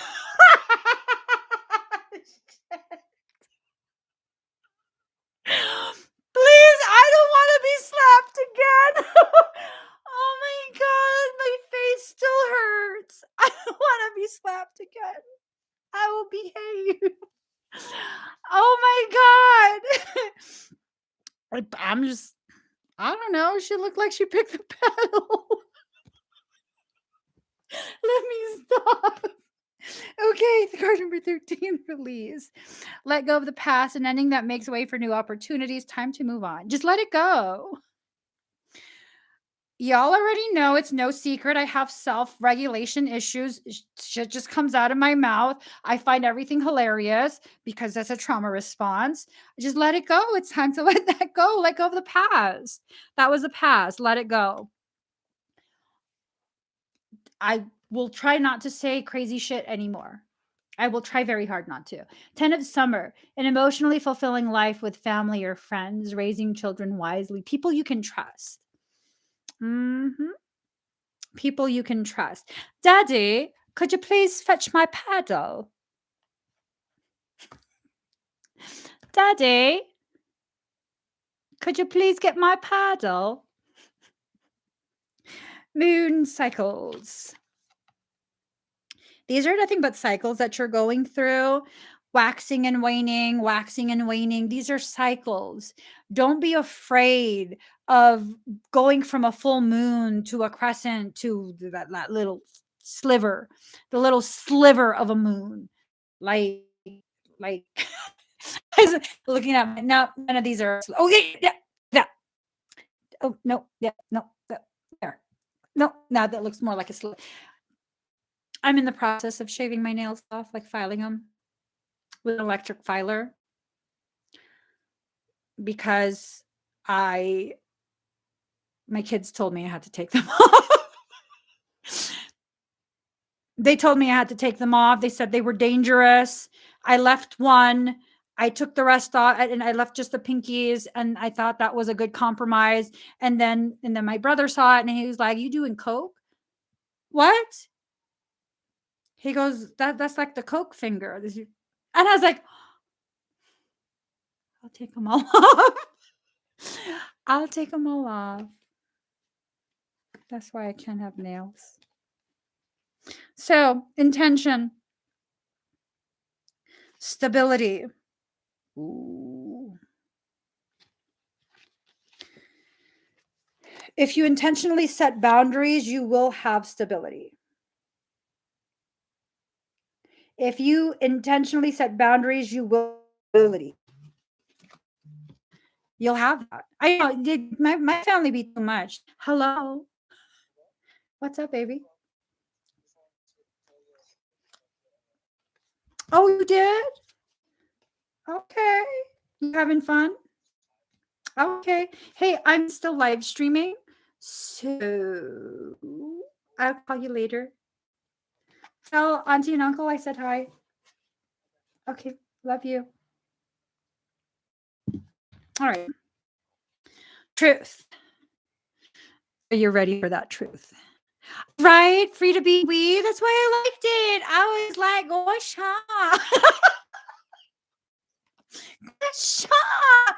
it was totally, I don't know, maybe that's like a fish. I don't know.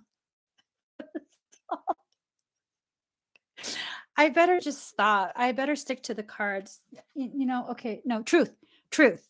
We're needing to allow ourselves to look truth directly in the eyes. Okay.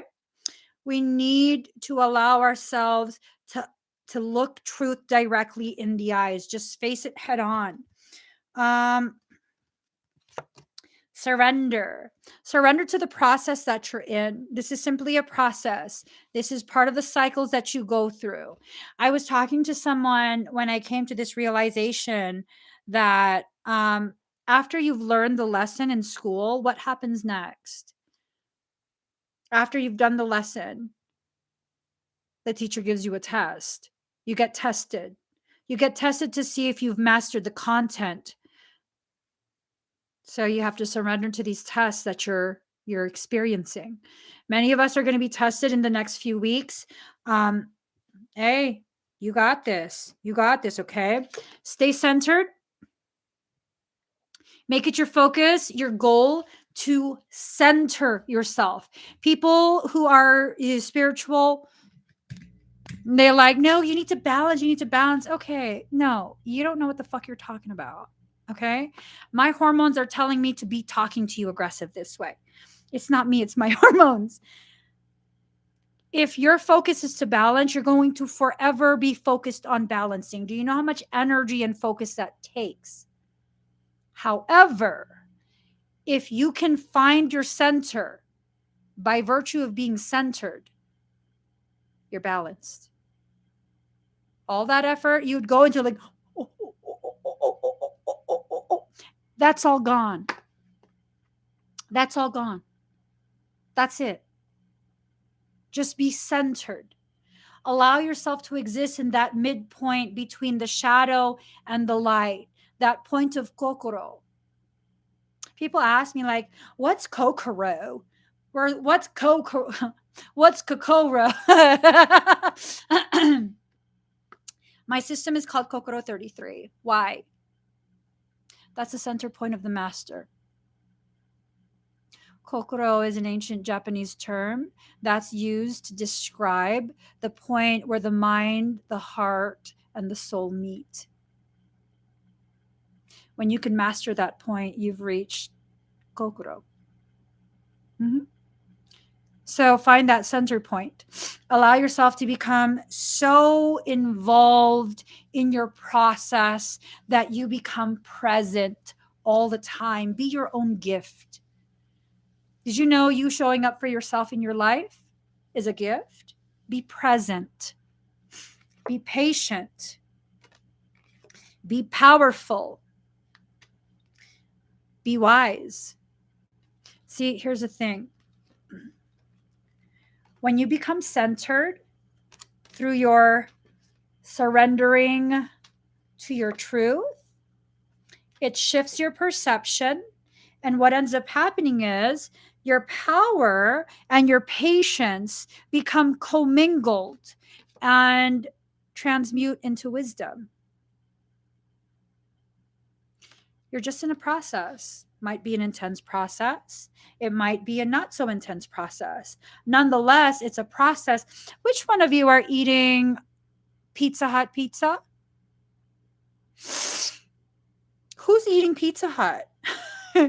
Someone's eating Pizza Hut.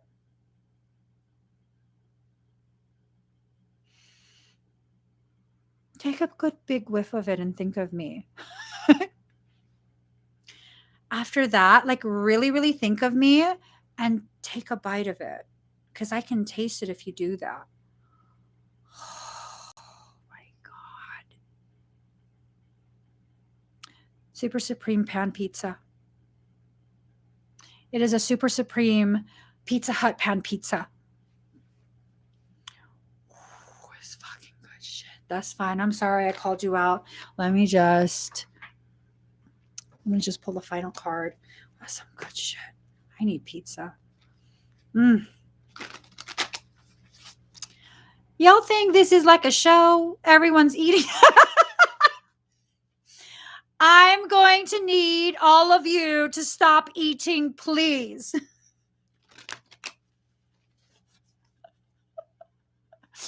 I'm going to need all of You know, in my culture, it's rude for you to eat without offering me something. Do you know that? In my culture, Kavi's eating too.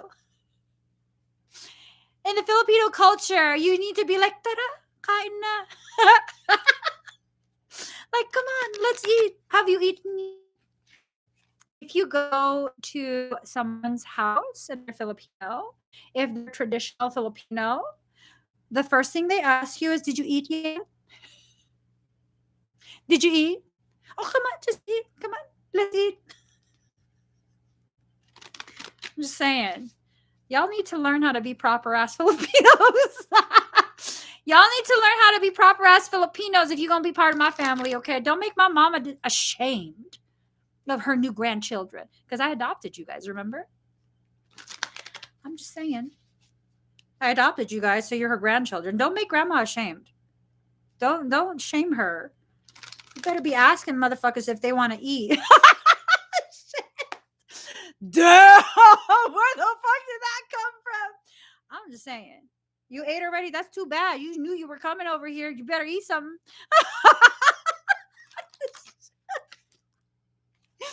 Oh my God. So, like, so the one time that I brought a boyfriend home,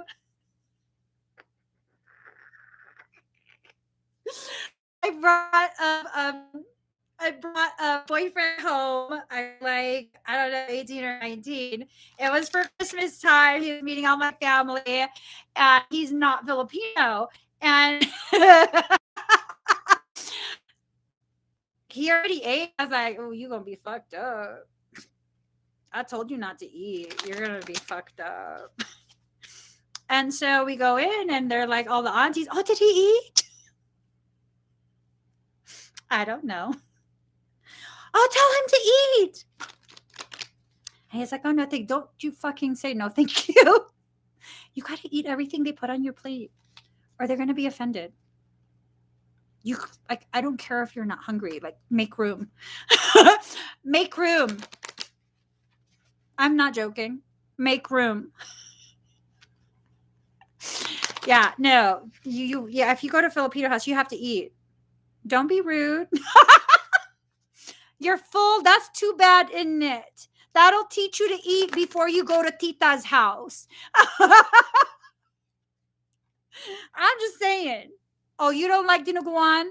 Well, you need to just pretend that's not blood stew, okay? Pretend it's chocolate.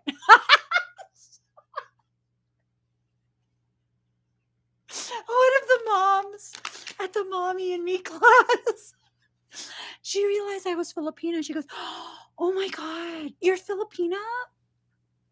Have you heard of the chocolate stew? Have you ever tried that? And I was like, oh, girl, which one of my motherfucking people told you that shit was chocolate? She goes, that's what? It's chocolate meat. How honest do you want me to be? I mean, like, who fucking told you that? I'll fight him for you, girl. Tell me, which one of these motherfucking people of mine told you that? That's not chocolate, boo-boo. That's not chocolate. Wait, what's the chewy? You don't want to know what the chewy shit is? Girl! When Filipino began to, like, oh, you should try this, and they're giggling. Don't fucking try it. Everything's a joke to Filipino people. I know. Because everything's a joke to me. I'm just saying, it don't taste like chocolate. Tastes more like a bloody nose on a hot day. I'm just saying. I'm just saying. I don't think my kids have ever eaten that. Well, let's get a card, guys. Final card. Okay. I don't know what this card means. I felt like I had to squeal. Let me find the card.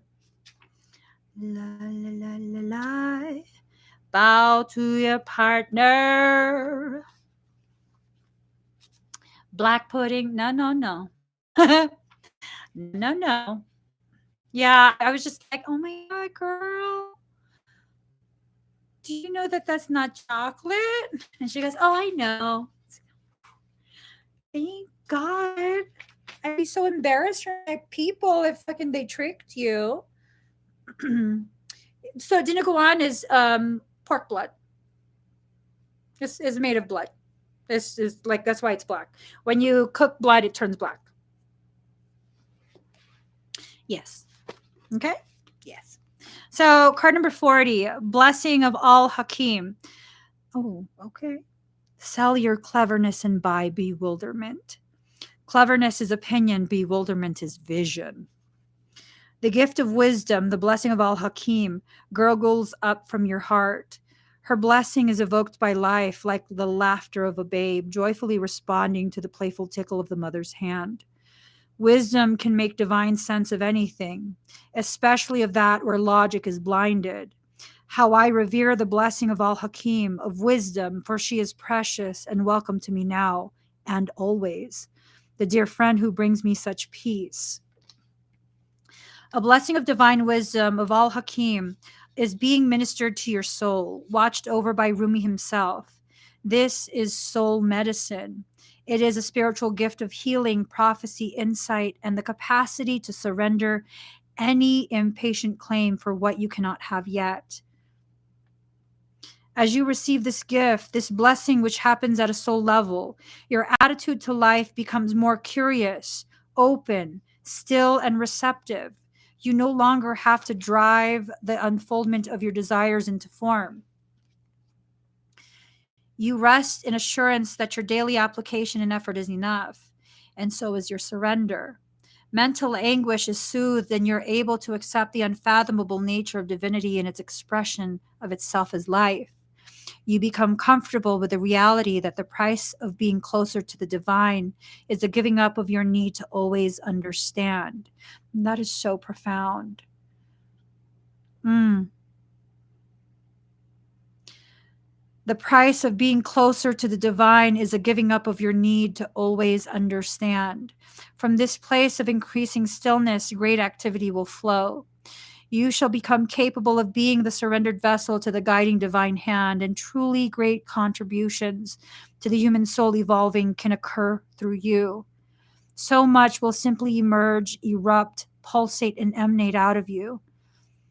And yet you will feel within as though you are doing nothing at all, even while so much is happening through you. Such holy paradox shall become your daily experience. You may feel unexpectedly, perhaps, that in some ways your vision for your life and purpose, your divine passion, is clearer than ever before, and in other ways completely unknown to you. A discovery yet to be made. That is how it should be. Wisdom bestows upon you the same capacity to work with the opportunities that are right before us, to release situations and circumstances that have passed, and to allow the future to take its shape according to the ineffable timing of life itself. This oracle comes with special guidance for you. If you are uncertain about an issue in your life, be at peace. There is divine healing that can occur most readily in the unknowing. Follow the sacred honoring ritual and know that all is indeed well. Perhaps you are journeying very deep indeed, and your allegiance to your intellectual mind is softening in favor of allegiance to your heart knowing. You may find yourself craving different company with different interests, or finding the world of opinions and debate rather less to your liking, and the worlds of creative expression more nurturing and nourishing to your essence. If this is the case, this oracle comes as a confirmation to trust in the changes you feel within, in any and all ways, no matter how insignificant or dramatic they may seem. Know that they are seedlings of a new way that shall grow from one step into an entirely new and more sacred orientation in your life. You will not necessarily have any idea how that will happen or what it will look like. This matters not. The acorn becomes the oak because that's the innate destiny. It happens without any active participation apart from a willingness to grow through life. So it is with this precious blooming now happening within your soul. To know less can bring the greatest gift and blessing of all, to be able to love and therefore live more freely. This oracle comes with special guidance to bring you peace. Look to the old ways, to the ancient wisdom teachings that run as one vein of life, giving love through all traditions. The wisdoms, the old wisdoms, teach of cycles, of timing, of letting go to allow for new life to happen, and of the greater intelligence and scheme of life to which we must surrender if we are ever to know even a moment's peace. The fire in your belly is a beautiful aspect of you. Just let it be the breath that swirls around and through the heart that ignites it, not the passing huffing and puffing of the impatient mind. For when the fire in the belly is fanned by the breath of the heart, you shall have peace and dynamic movement, restful stillness and soul-inspired action.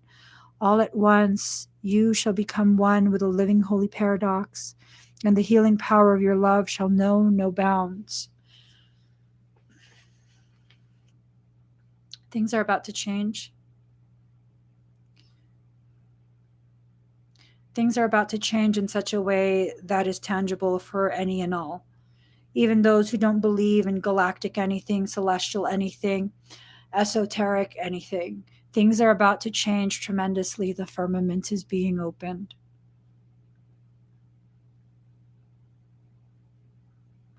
What if I told you space is not a vacuumless void, but instead serves like the amniotic sac within the mother's womb, a viscous fluid, and the firmament keeps it separate from this earth plane? What if I told you, macro to micro, we know exactly how this plays out? From the bigger to the smaller, we know exactly how all of this plays out. In order to rebalance a tower that is almost toppled, so much destruction has to take place. What will be destroyed will be contingent on what we allow to be destroyed. Old mindsets, old behavioral patterns, old societal standards, those can all be destroyed without loss of human life. What will we choose?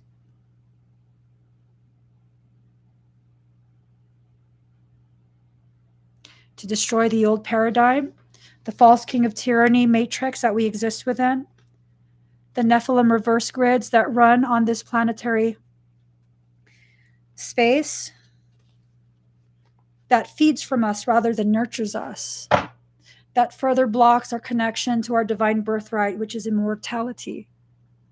We once were immortal. Those ages they talk about in the Bible are not seasons. They're not some sort of allegory, metaphor, or any of that. They're literal. The molecular compaction is being reversed, and if you don't do the job to reverse it within yourself, due to the laws of reciprocal reflection, as those grids are reversed on the planet, it'll be catastrophic for your systems. How you choose to experience this corrective period is highly contingent on you. What will you choose? Something has to be destroyed to make room. You can choose to destroy the old mindsets, old expectations, old programs, old all of that. Or you can choose full-out war. That will require loss of life. It will require tremendous suffering. It will require all of the things that would further feed a secondary coming of the antithesis of our healing. You choose. And if enough of us choose, that's what determines what's selected for the collective. What are you going to choose? I choose to bug out with Dutch Dad.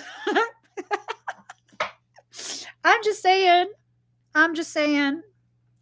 I'm not choosing to participate in any of that shit.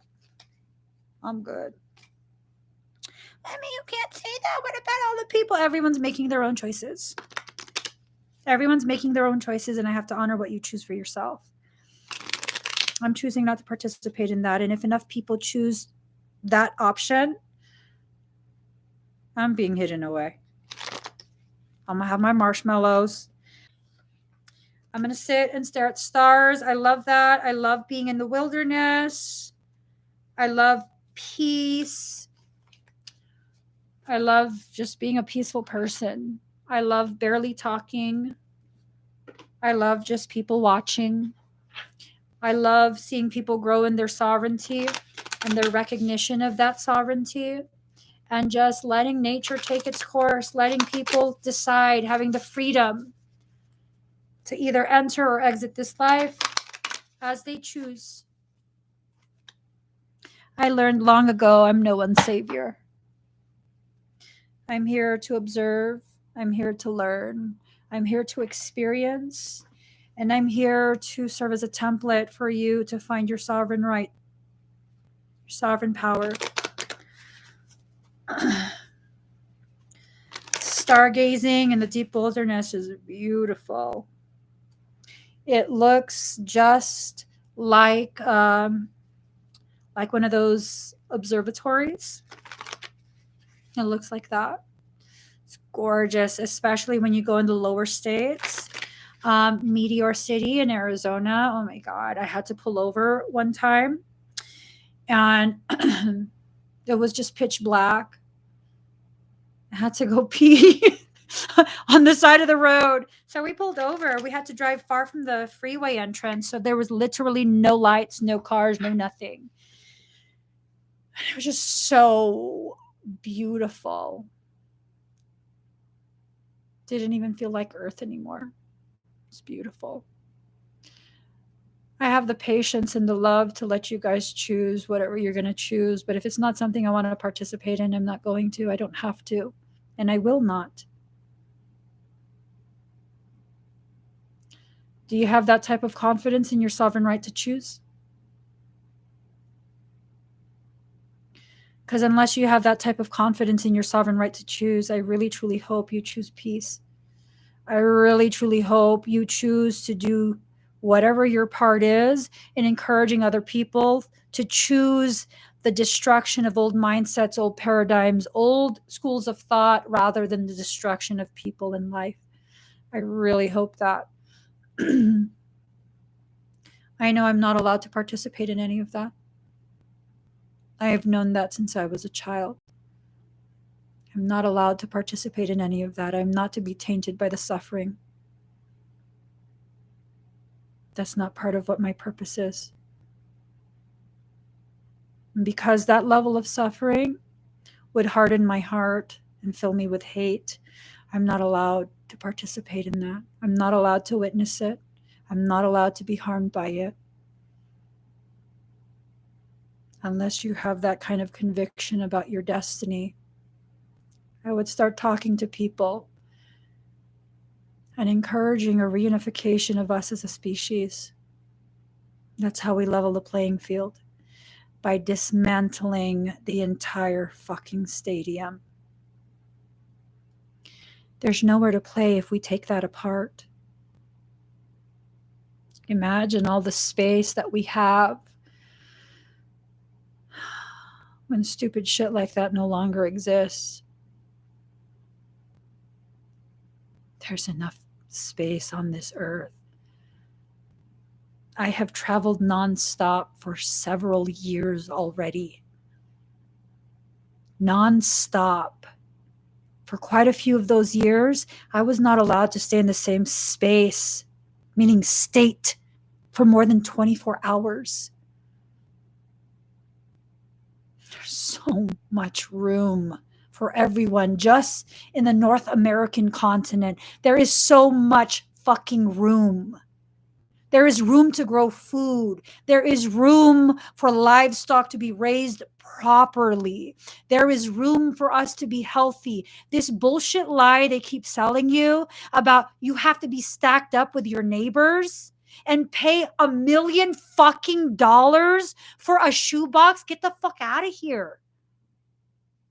$1 million fucking dollars can get you an entire village fed for forever. There is enough room and there is enough food. I tell you that fucking much. There is enough room and enough food. And in certain countries, specifically the US of A, you're taught that, in order to get the best bang for your buck, you need to get the most amount of food. But really, reality, are you eating food? Or are you eating food-like products?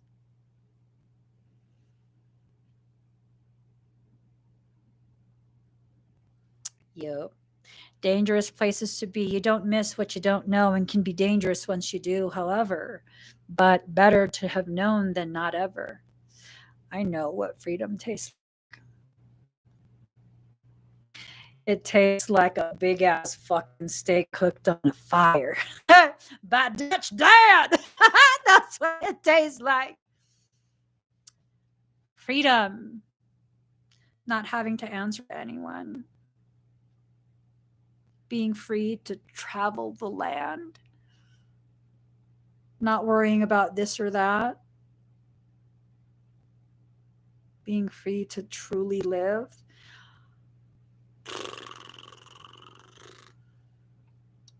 I'd take RV living over all of this any day. There's something so beautifully free about having a limited space that goes with you everywhere you go. There's something so ridiculously beautiful about not knowing what beautiful landscape you'll wake up to tomorrow. That when you're tired, you stop. When you're hungry, you cook. You can be anywhere at any time. Anywhere at any time. And some of the most best places to stop, they're not campgrounds. They're just not. They're not campgrounds. These are places no one wants to go to because there's no electric, there's no running water. I once went with family to this one place, and we got the less desirable. I don't know. I thought it was the best fucking spot. Right behind the RV was a smaller stream. I think it was fed by a glacier that leads to a large river. And the kids and I, we were back there for a while, stacking rocks, big ass boulders. We were stacking rocks, and it was just so fun. No electric, no water. So fucking fun. I gotta go back there. But it's in the Forbidden Land. It's a forbidden state, but it's like my most favorite fucking campground. It's my most favorite. Oh my god, that little stream it's like literally like a little creek. It's not even as wide as like a bike lane. And it's this little creek that went right behind the RV, fed by glacial water. I think it was glacial water because it was cold as fuck. It felt like frozen water. Oh, it was so good. It was so good. Sometimes people, they look at the way others live and they think like, oh, one day when I this, when I that, and this whole time you're doing all these things and you're not truly living. And by the time you have gotten so tired of feeding the monster that is the machine, there's no more left of your life to actually live.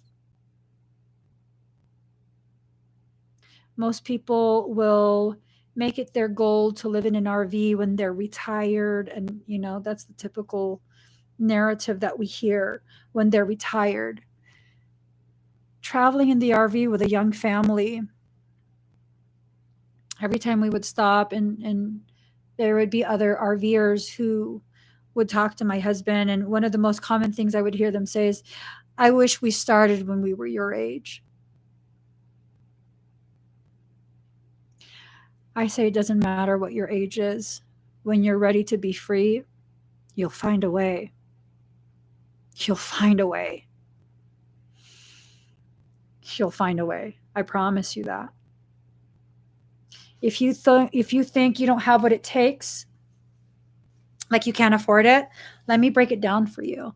You can get memberships for certain clubs where you can stay at the campgrounds that are part of that 2 weeks at a time, 14 days, and then you have to be gone for a week or 2 weeks or something like that, and then you can come back again. Completely free stay. The membership is maybe like $200 to $500 depending on where it is.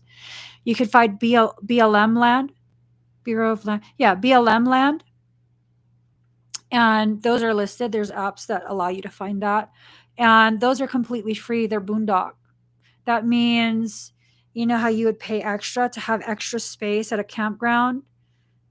When you want to be by the river, you want to be, closer to the forest. Yeah, those lands completely for free. There are places that are RV parks and they accommodate longer term, and you can have all your electric and sewage and all of that, all the utilities, and be hooked up. Um, say 200 to 300 a month. How much is your mortgage? How much is your rent? How much is your electricity bill? How much? It costs almost nothing to live in an RV. It doesn't have to be fancy. You can convert a vehicle. When we were living in an RV full time with a huge family and 3 animals, huge family and 3 animals, I'd say a budget, and this is to travel as well, I'd say a budget of $500, more than enough. More than enough. Like literally more than enough. Yeah. That's electricity alone. Yep. Yep. And if you're thinking like, well, if you're boondocking, then that means you have to have a generator and that's gas. Solar lights. Those little lanterns that you can get for $1? You put the stake in the ground for your garden. Those are like $1. You want to have a really romantic evening? Get like 10 of those. The ambiance from that light's gorgeous. I used to make swords with those lights. $10 worth of solar lanterns. Do you know how romantic it is to put your heart into form by creating crystal swords? Using the light of the sun stored in a little battery. Knowing that all day while I was living my life, these little tiny lights were charging. And the only reason they exist is to support me in my dreams. How fucking beautiful is that? And people be like, oh my God, poor you. You had to do all that with like tea lights, solar tea lights. Oh my God, no, that's fucking romantic. Like, how blessed of a life can you have seeing that life in the way that I see it? That's not a sad thing. That's fucking beautiful. These 10 little things exist to support me and my dreams. These 10 little things spend their whole day harvesting light from the sun, and they hold on to it until I'm ready, until I invite them to share space with me. I mean, it's a beautiful thing. And maybe it's just because of the way I perceive my life. Who knows? Who knows? If it's just the way I perceive my life, then couldn't you choose to perceive your life differently?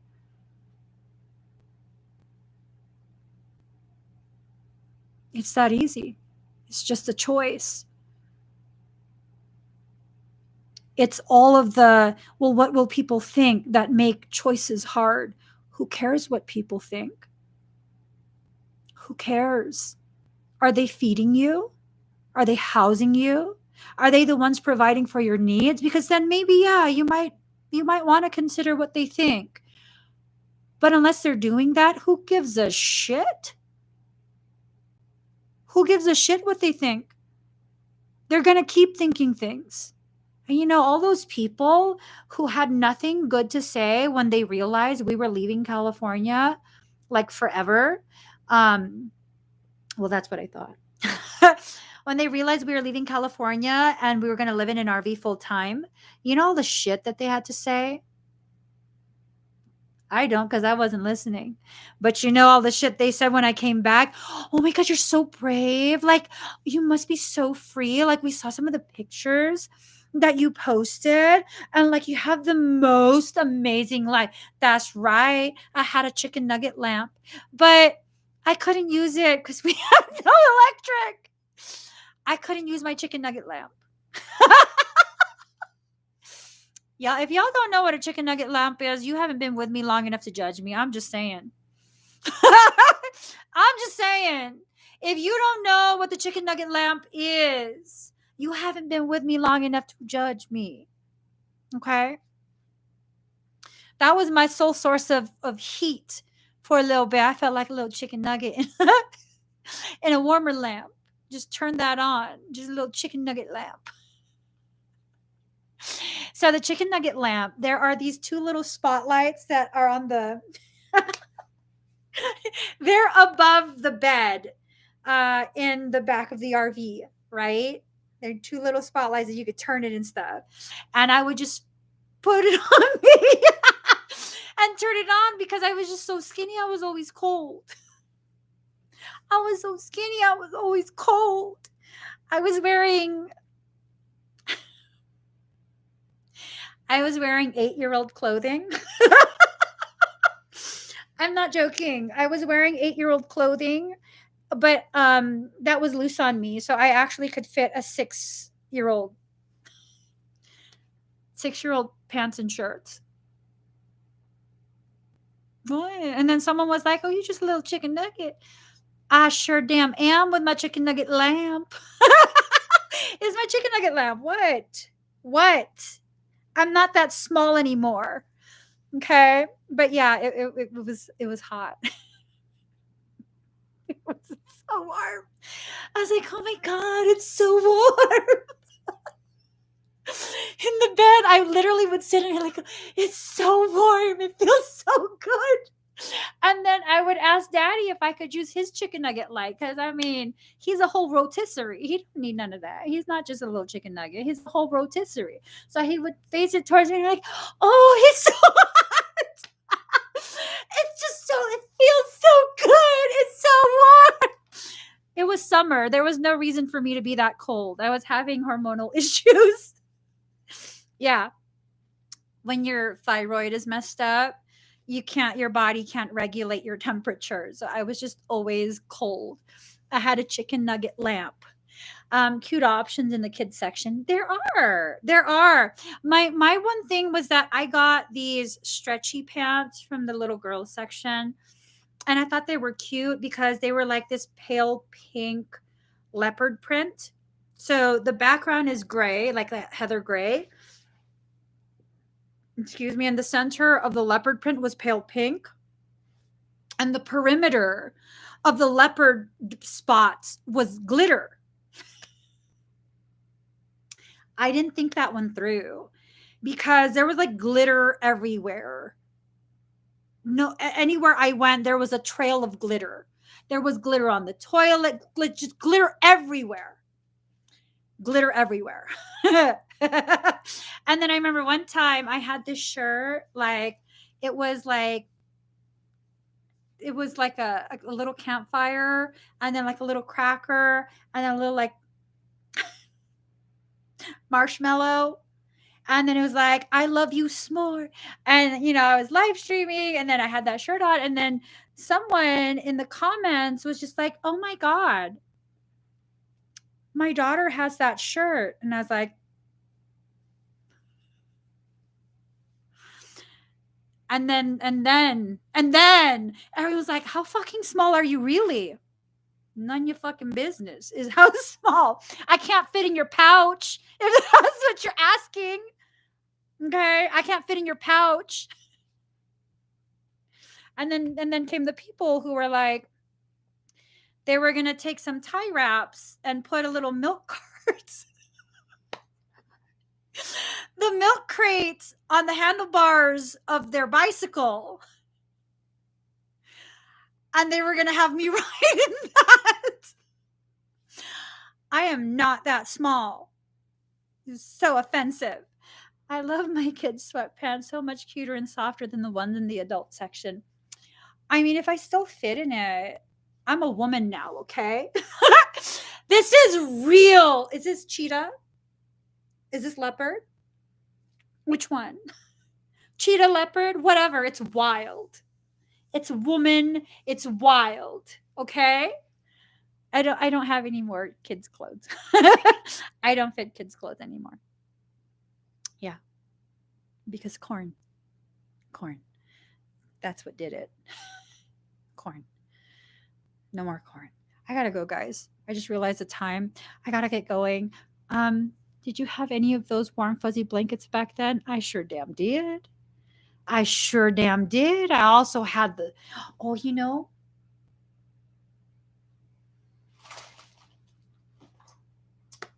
I gotta show you guys sometime. I think it's right over there. I have these ass kicking shoes. They're ass kicking shoes. You know what they are? They have sequins all along the sides, silver.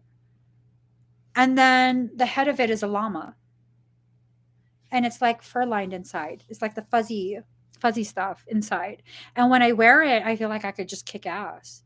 They're like a sock booty hybrid. They're really cute. They're my ass kicking shoes. So when people in the house see me wearing that, they're like, oh God. Oh fucking A. She's gonna be extra today. Yeah, no, because they're my ass kicking shoes. You will fucking receive whatever attitude I feel like giving. These are ass kicking shoes. Don't question me. I think someone hit it again. I was just like right there. They were ass kicking shoes. That's what I call them. My ass kicking shoes. I sent them to my cousin's like fiance. And I was like, I got my ass kicking shoes on today. I sent him a video of me like clomping along. And he's like, what the fuck is that? Don't ask me questions. Okay.